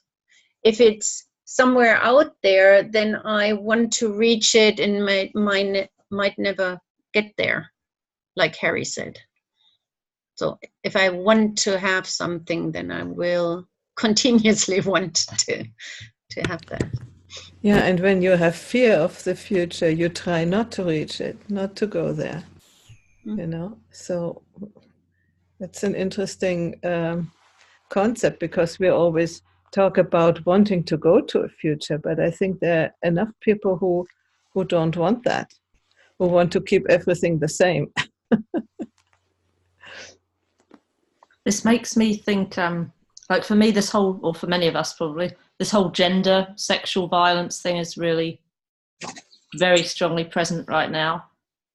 And it makes me think, I can see this difference between, okay, thinking about the past, thinking about the future, and thinking about what is here and now, like what we're sharing, the sharing I've done with women and with men, and that I am actually in the future that I want when I'm there,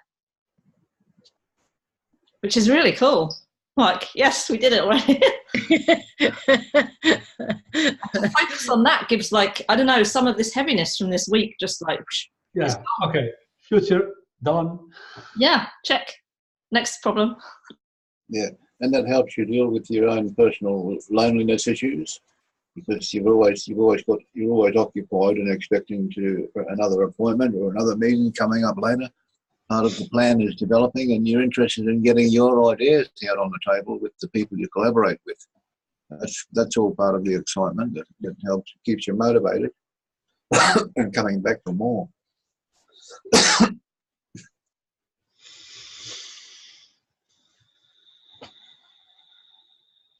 This about seeing is also really, I feel it's also really essential, because if we see reality like more, depending on how we see reality, different futures are created, or I don't know if we should even say futures, but different things happen, right?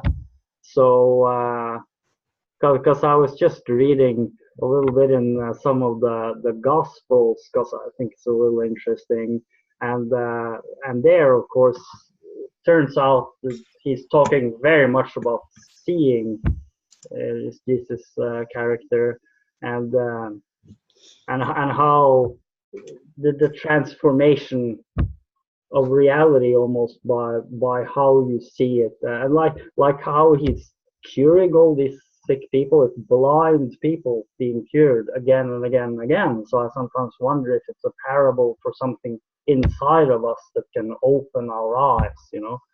It really feels essential, this seeing reality as it actually is at the moment. That really feels like one of those common stories that we can see in all human culture, that it's almost like all the different cultures, the subcultures of human culture have been striving towards this goal in different ways. But goal is maybe even misleading because it's a way of being, just like Gertrude said, right? It's a way you can be now, and then it's realized. So the seeing becomes the doing. I definitely feel that's really essential to everything we've talked about, everything anyone's talked about, really. It's just really essential to the whole situation, what that means. I wanted to add for the seeing a thing. I think there are two different ways of seeing. One is more or less, let's say, the cultural, even developmental way, how we see the world or how we see the future. And the other is the personal way, which can change from one mood to the other. So I might see the world today when I'm depressed, I see it in and when I'm really excited, then I see it So, it's not a really fixed thing how we see the future. And we have to navigate our way into something and even decide how we want to see it. Because otherwise we sort of drown in the pit. So there's the psychology also coming in, and also our personal past, which is leading us to see our lives or the future in a certain way. And also the communities we are in, who are really leading us or demanding us to see things in a certain way. So it's not really so clear what we see as present or future. Thanks. That was Can we sorry, pause I had a minute just to ask Colin how, because I think he's been busy. I don't know, but we'll find out. Yes, here I am. Just 1 second. Can you hear me? Yep. Yeah. Okay, so I'm going to share screen. This is a really good practice for me because I like to talk a lot, and I can't talk a lot because I have to appreciate other people's time, and it's incredible. In fact, I got myself a digital Heiner here. 5 minutes. So when 5 minutes is up, that's all I get. I think we should all get GCC egg timers, like the little hourglass timers, and label them GCC. I think that'd be great for Christmas presents. Yeah. Well, for us that don't have them, but the dollar store has them. So my map, okay. Share screen. Share screen. I got too many screens. Okay, let's pull this screen over here. Wasn't ready. My times, see, I've got the timer going, so you guys are safe. Usually, people would be a victim of an hour-and-a-half lecture of something that I would do. on the screen before you turn the timer on. Yeah, that's a good tip. In fact, somehow I've got my screen duplicated and I'm suspicious what's going on. I'm going to close this one. That was really weird. Okay, here we go. Share screen. It's happening.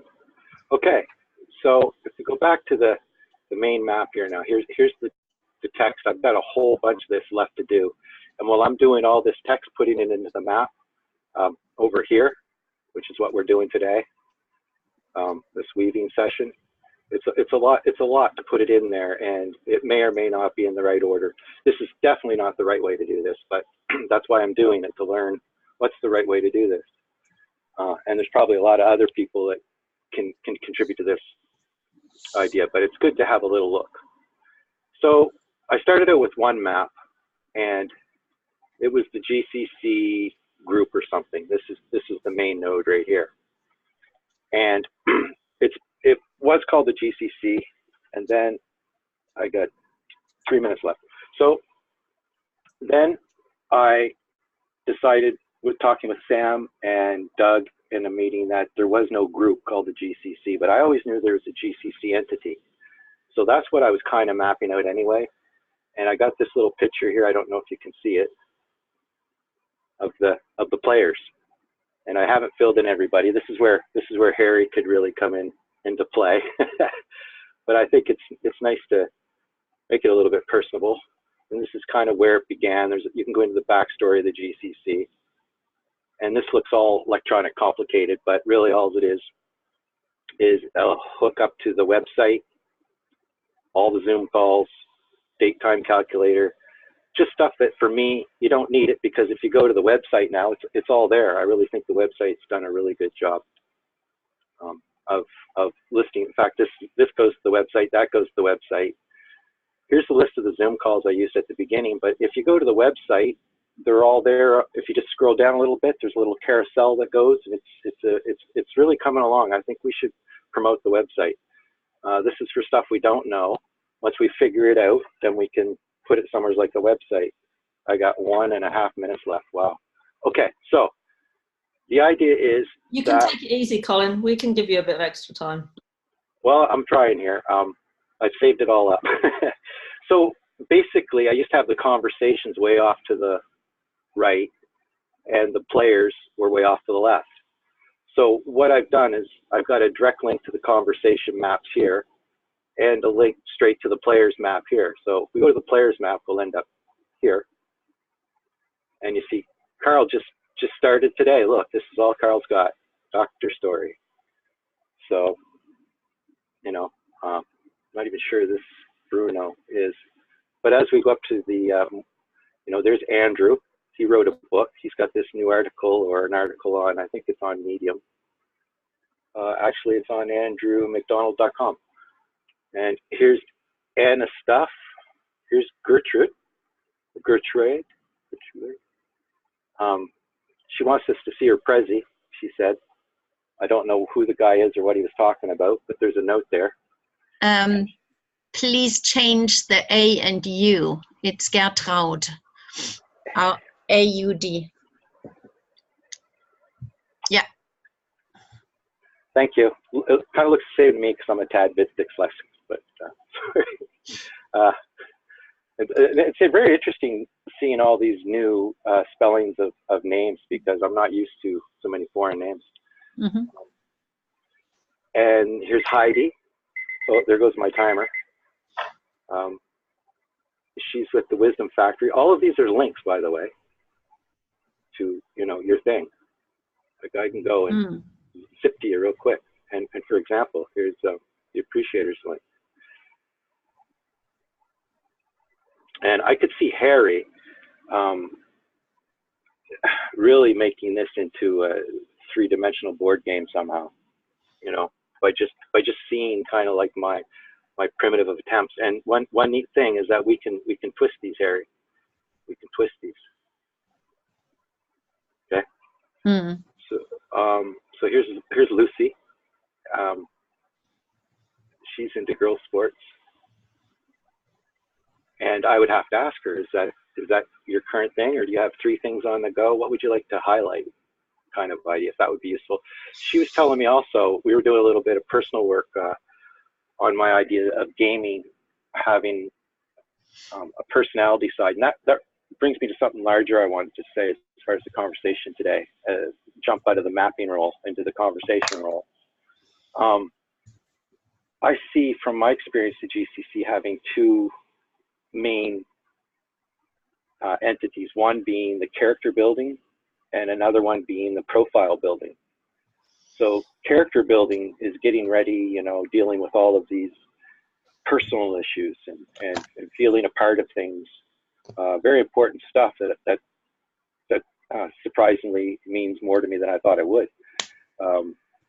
It's something I must have been lacking more than I knew. So even though personalities are very, very different than mine, I definitely can see that magic of sitting and listening to other people and experiencing them. It's impossible not to be empathetic unless your brain's wired so it can't be.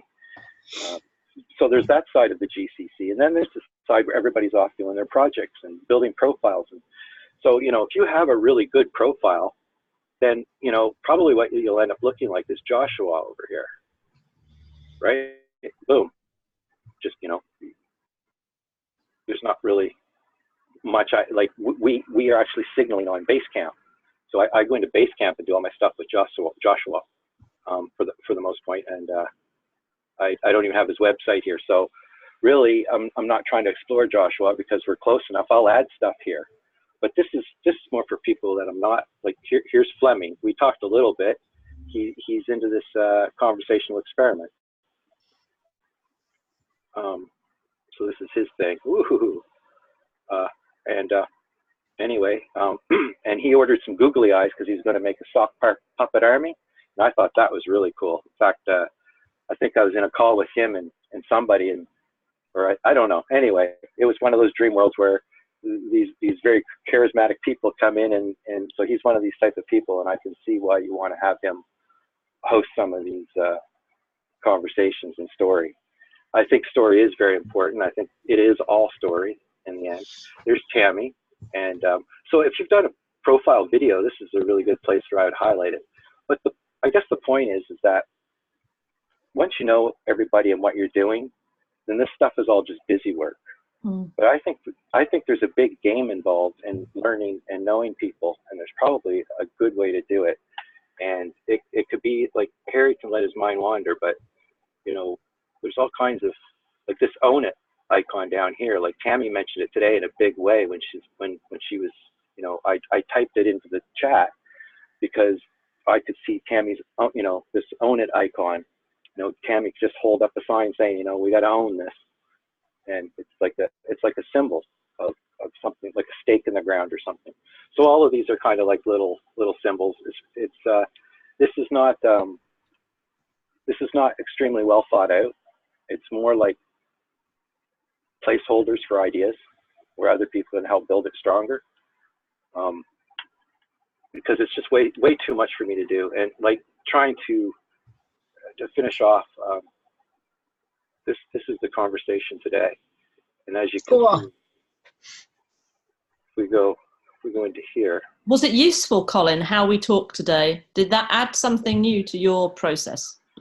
It was. I think one thing that could help is if people actually wrote what they were going to say before they say it. Because one thing I've learned in having to keep quiet is I've got plenty of time to make notes. And so I got plenty of time to mind map the things that are interesting for me. But when I feel like I'm mapping everything for everybody, it's just way too much inflow, and I can't follow the conversation. I might be putting Harry's comments under Anna, and who knows.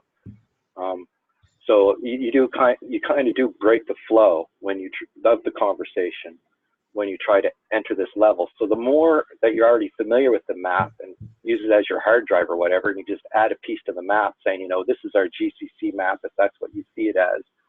And if you look at this map, you can see the game we're playing right now. Underneath, there's many, many layers of other stuff. Like when I was doing Heiner, holy smokes, he was throwing me stuff. Oh, you found that dinosaur. Oh, you found that old dinosaur. It's like, okay, Heiner, what is it that you do? And he says, oh, you'll find out, you know. So that's kind of the way I see the power of this. If we go back to the main map, maybe I can explain a little bit here, and then I'll be quiet. So the idea is, why did we come here, right? And are we trying to save the world, or I came here because Doug tapped me, and he thought I had some software that would help. And then I, you know, kind of got lured into the larger picture because I'm very attracted to big thinkers, and there's a lot of big thinkers here. I didn't expect the emotional side of it to happen, and that, let me tell you, it's opened some cobwebs for me as well, and so it's bound to happen. Anyway, I'm not that open yet, but I'll tell you, it's definitely striking a chord with, you know, with the emotional side of one's psyche coming into a group. So I was thinking it would be nice if we had like a map like this in some way to bring people in who don't really know how they can contribute. Everybody that has a history of some kind of profession or whatever, that's what they're doing and contributing. Like Geratrud, she's got a whole lot of projects on the go. So if you don't have a website or something that you're actually doing, it's hard for me to profile you. So I'm hoping that that is kind of the thing that, you know, if you don't know what you're doing, hopefully you will know soon. And I think the goal is for the personal side is to be complete when we get together and speak. So that's a big thing for people to be complete. And it would take me a long time to be complete. So the map keeps growing. But, you know, I see rules as this game, not the games I would typically play. The game I would have introduced is not the game we're playing here. In fact, I think every conversation is its own little way of, depending on personalities and, you know, what you're expecting. A debate is not something you want to have with your closest friends, if you can help it. So the idea is to get in sync by reaching out to mentor players if there is some kind of a game that we've envisioned, so that when people hit the site, they can kind of find their way to interesting profiles that are like theirs, that, you know, and maybe some people who like the teaching role, who aren't actually the doers. There's doers and teachers as well. I'm more of a doer than a teacher, but I will teach. So anyway, I think I'm meandering off. There was something, oh yeah, if we go back into the players here, I had some, or actually the my comments here from the talk. I didn't really get to actually, this is what I would have said. So this was said for me, but I'm thinking that we need tools and timers. I don't know if you can read this. I should probably go back to the, I think we have an idea of two spaces, default character building space, which is the general talk and getting to know each other and that kind of stuff. And then the profile building, where you actually try to do projects and say, you know, this is what I like to do.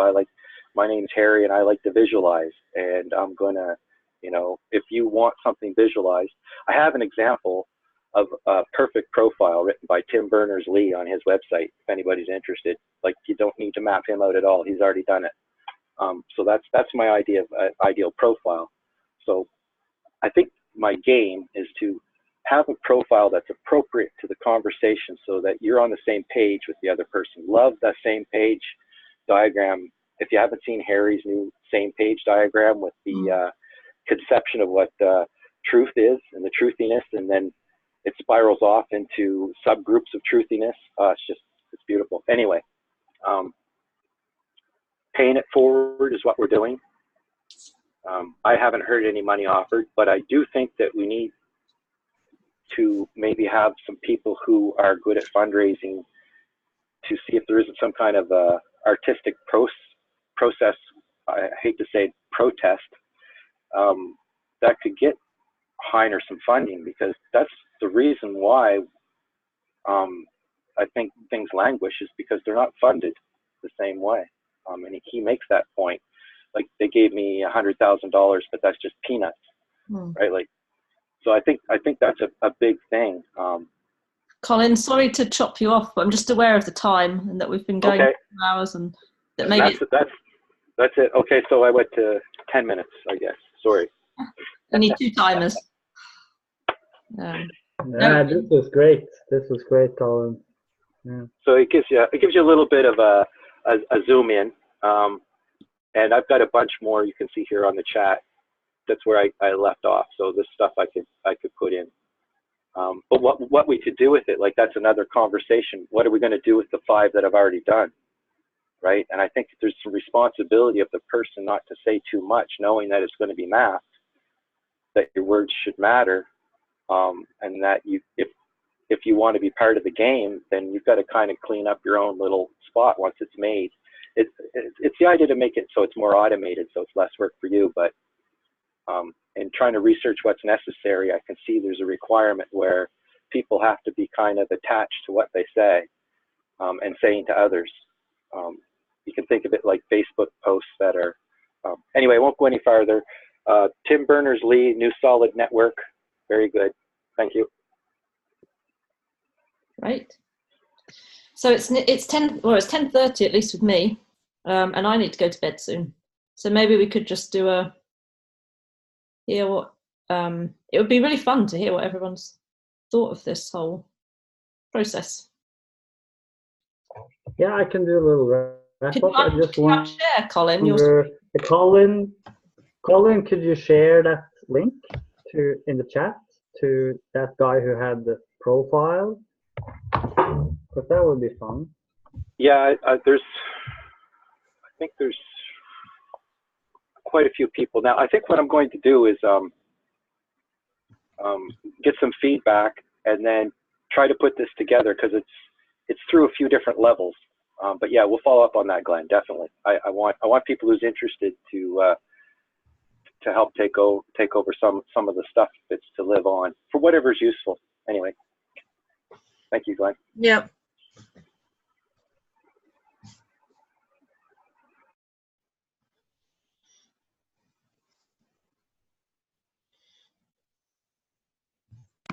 I loved it. This was fantastic. I just love the kind of collaboration and really leaning into that space as well as this feels like really the center of it. You know, how do we connect, and what are the things between us, and how do we weave, and how do we understand that, and really be firmly in that story. So I loved this session, and I'm super stoked to do the next one. And much gratitude to Lucy and Colin for stewarding and holding it down and leading. I'm also about to give Chili dialysis, so I may go off camera for that.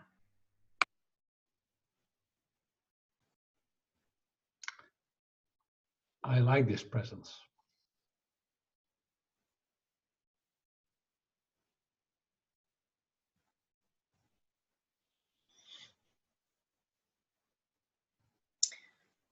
Yeah, I came late, so I had to find my way in because we had this other session, the money ritual, and it was really great, the part that I got a hold of.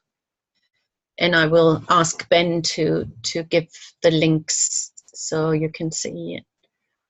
Yeah, and I realized that the interviews are something that it's different than Temi does it, but it's about us, stories about us, about ourselves. So, and they can be recorded as well.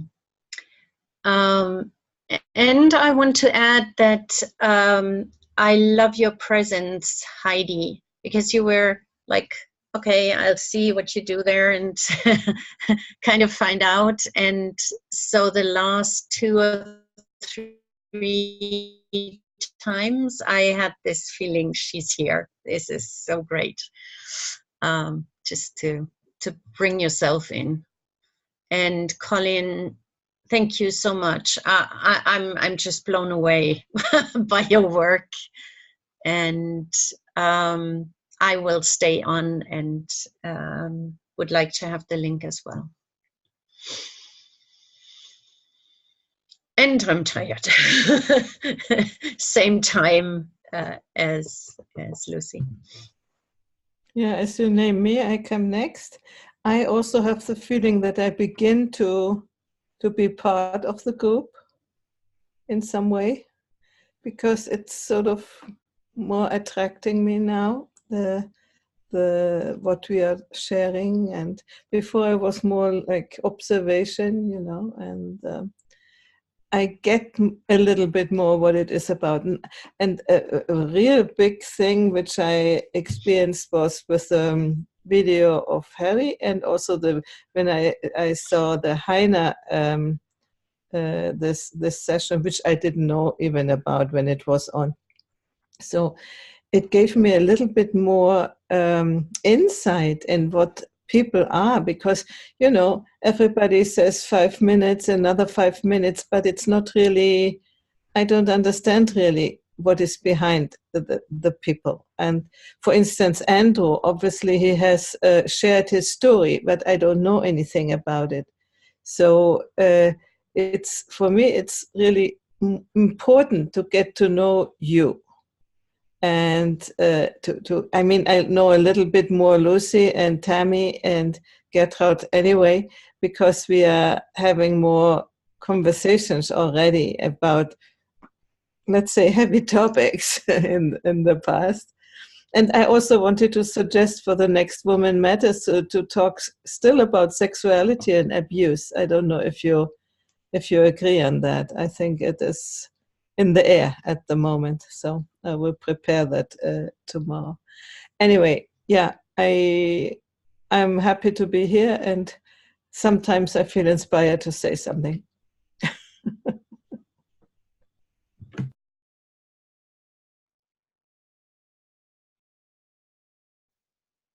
Yeah, I'll just check out here. So, yeah, it was fun today, really great. A lot of things coming up. And I guess my main takeaways from today, or what feels most essential, well, it's this, we kind of went around this with stories and how stories relate to the normal reality, I guess, the truth. And I see this interactive relationship between the inner world and the outer world, where both of those worlds, as Alex beautifully pointed out, are infinite. So, and in that sense, we are in the middle of these worlds, and we are in the middle through our presence, and the presence is in movement and is recreating itself all the time. And then obviously the stories we tell ourselves as well as transmit between us seem to be very much the structure of this continuous recreation which is happening, and how these stories are in one sense personal and in one sense non-personal because they are transferred. So it is a very multi-dimensional mixture of forces always, like it. So I guess I'm kind of getting used to it after having existed here for about 40 years in this multi-dimensional manifold which constantly renews itself. So yeah, and I'm very excited about the deep dive format. I haven't listened to the second Heiner yet, so I want to try to do that as fast as I can. I think it's very, very interesting to really go into one person's work at a time and really give it a lot of time, maybe have several sessions, have all kinds of questions, and it really activates the collective mind in an incredible way. So I'm very excited about that. Very excited about the idea of also trying to describe reality now as well as we can and see what comes out of that. It's very, very interesting. And also obviously the possible futures in the sense of creating these stories, and all of this feels very connected actually. So we've really been on the core issues today, I feel. So I'm very happy about today's talk. So thank you a lot.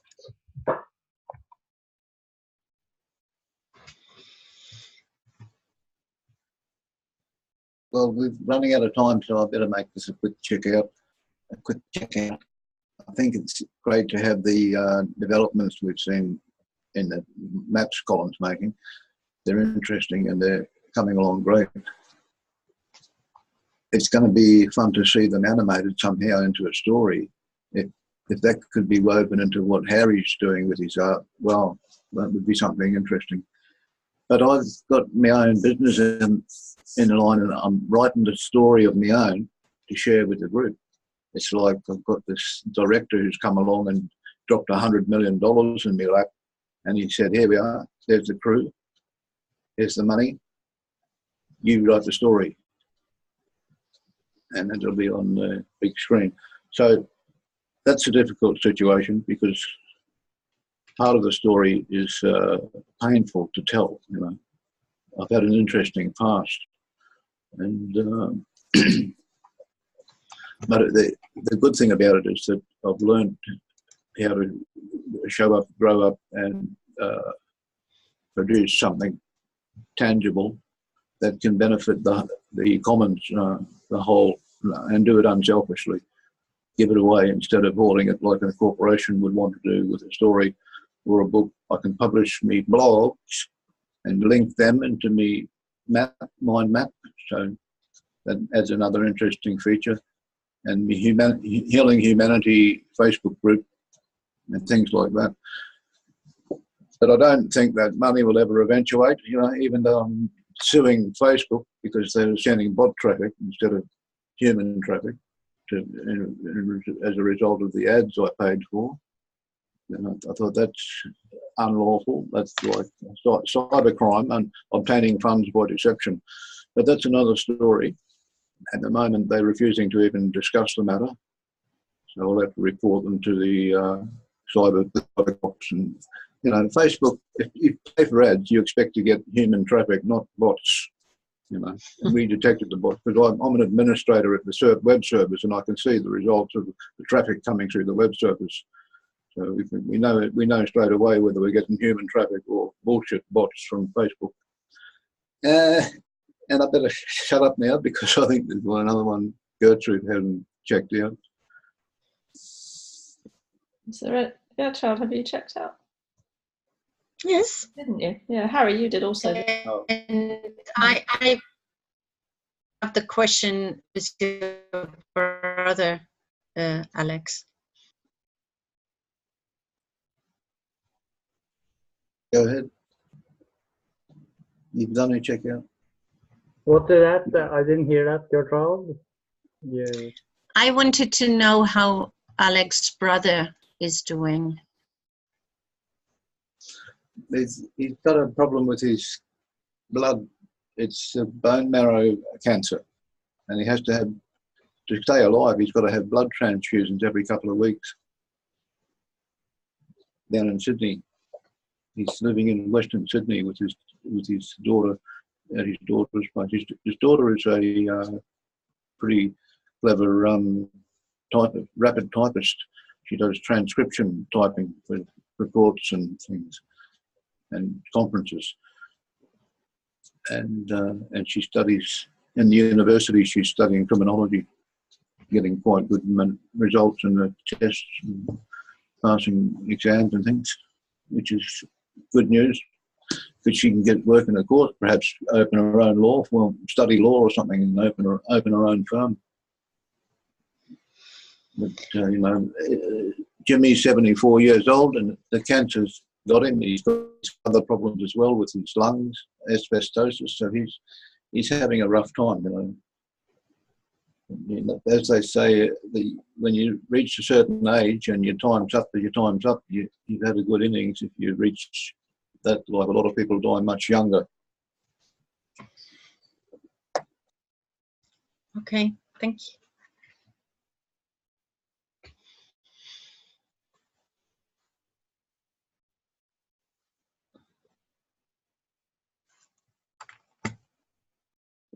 Harry?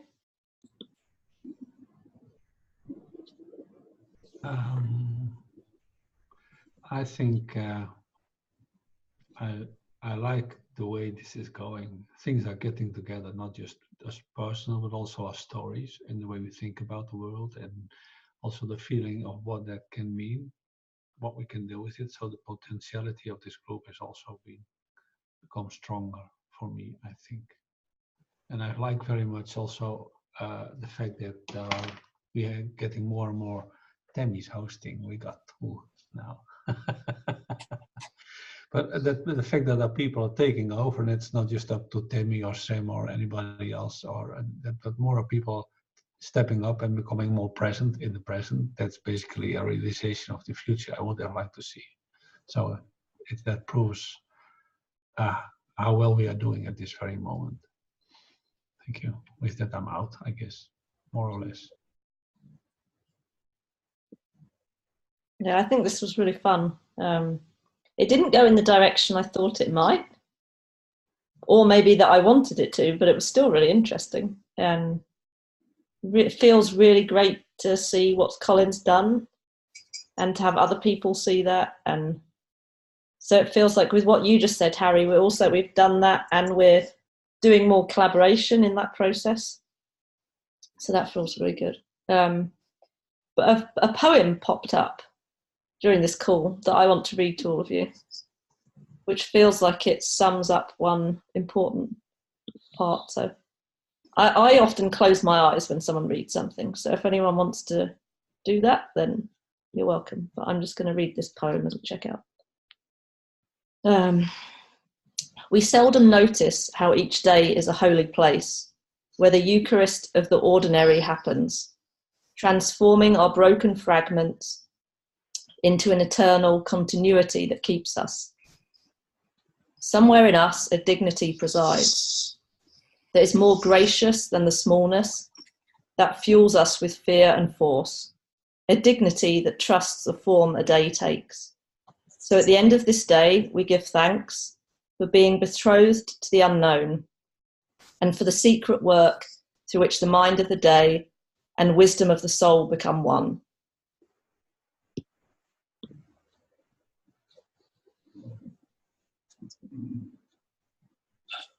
Thanks, everyone.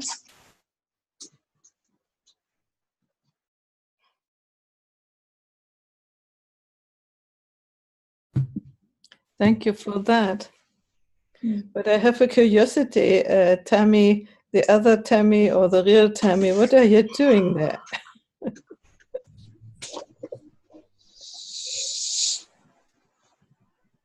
I think it's the cat. She's being treated. Yeah. So. That's flavor infusion. Poverage. I'm trying to unmute you, Tammy, but it's not possible for some reason. No. Yeah, it's the dialysis for. Cherry is the very old cat that Tammy has, but it has a problem with its kidney, so it needs a dialysis every few days. So now together with some, I can't see it very well. They're holding the cat and giving it a. Yeah, okay. Poor cat. Yeah, well, without that, she would already be gone, I guess. Yeah. As long as it is not in pain, it's okay. Yeah. How can you tell the cat can't? Oh, yeah, you can see it in the facial expression and in the way they behave. Yeah. You can see that. I think when you know an animal well, you read all those. Yeah, and if you want to know it, I had a cat, and then I gave it injection of anti-pain, and you saw the difference as soon as the injection was working. So that is the ultimate test if it is in pain or not. So, oh dear, yeah, I saw so many cats die. You need some paracetamol. Some what? You need some painkiller for the cat. It'll be a feline version of paracetamol, pussycetamol. Copyright that, Alex. Maybe you make money from that instead of your book.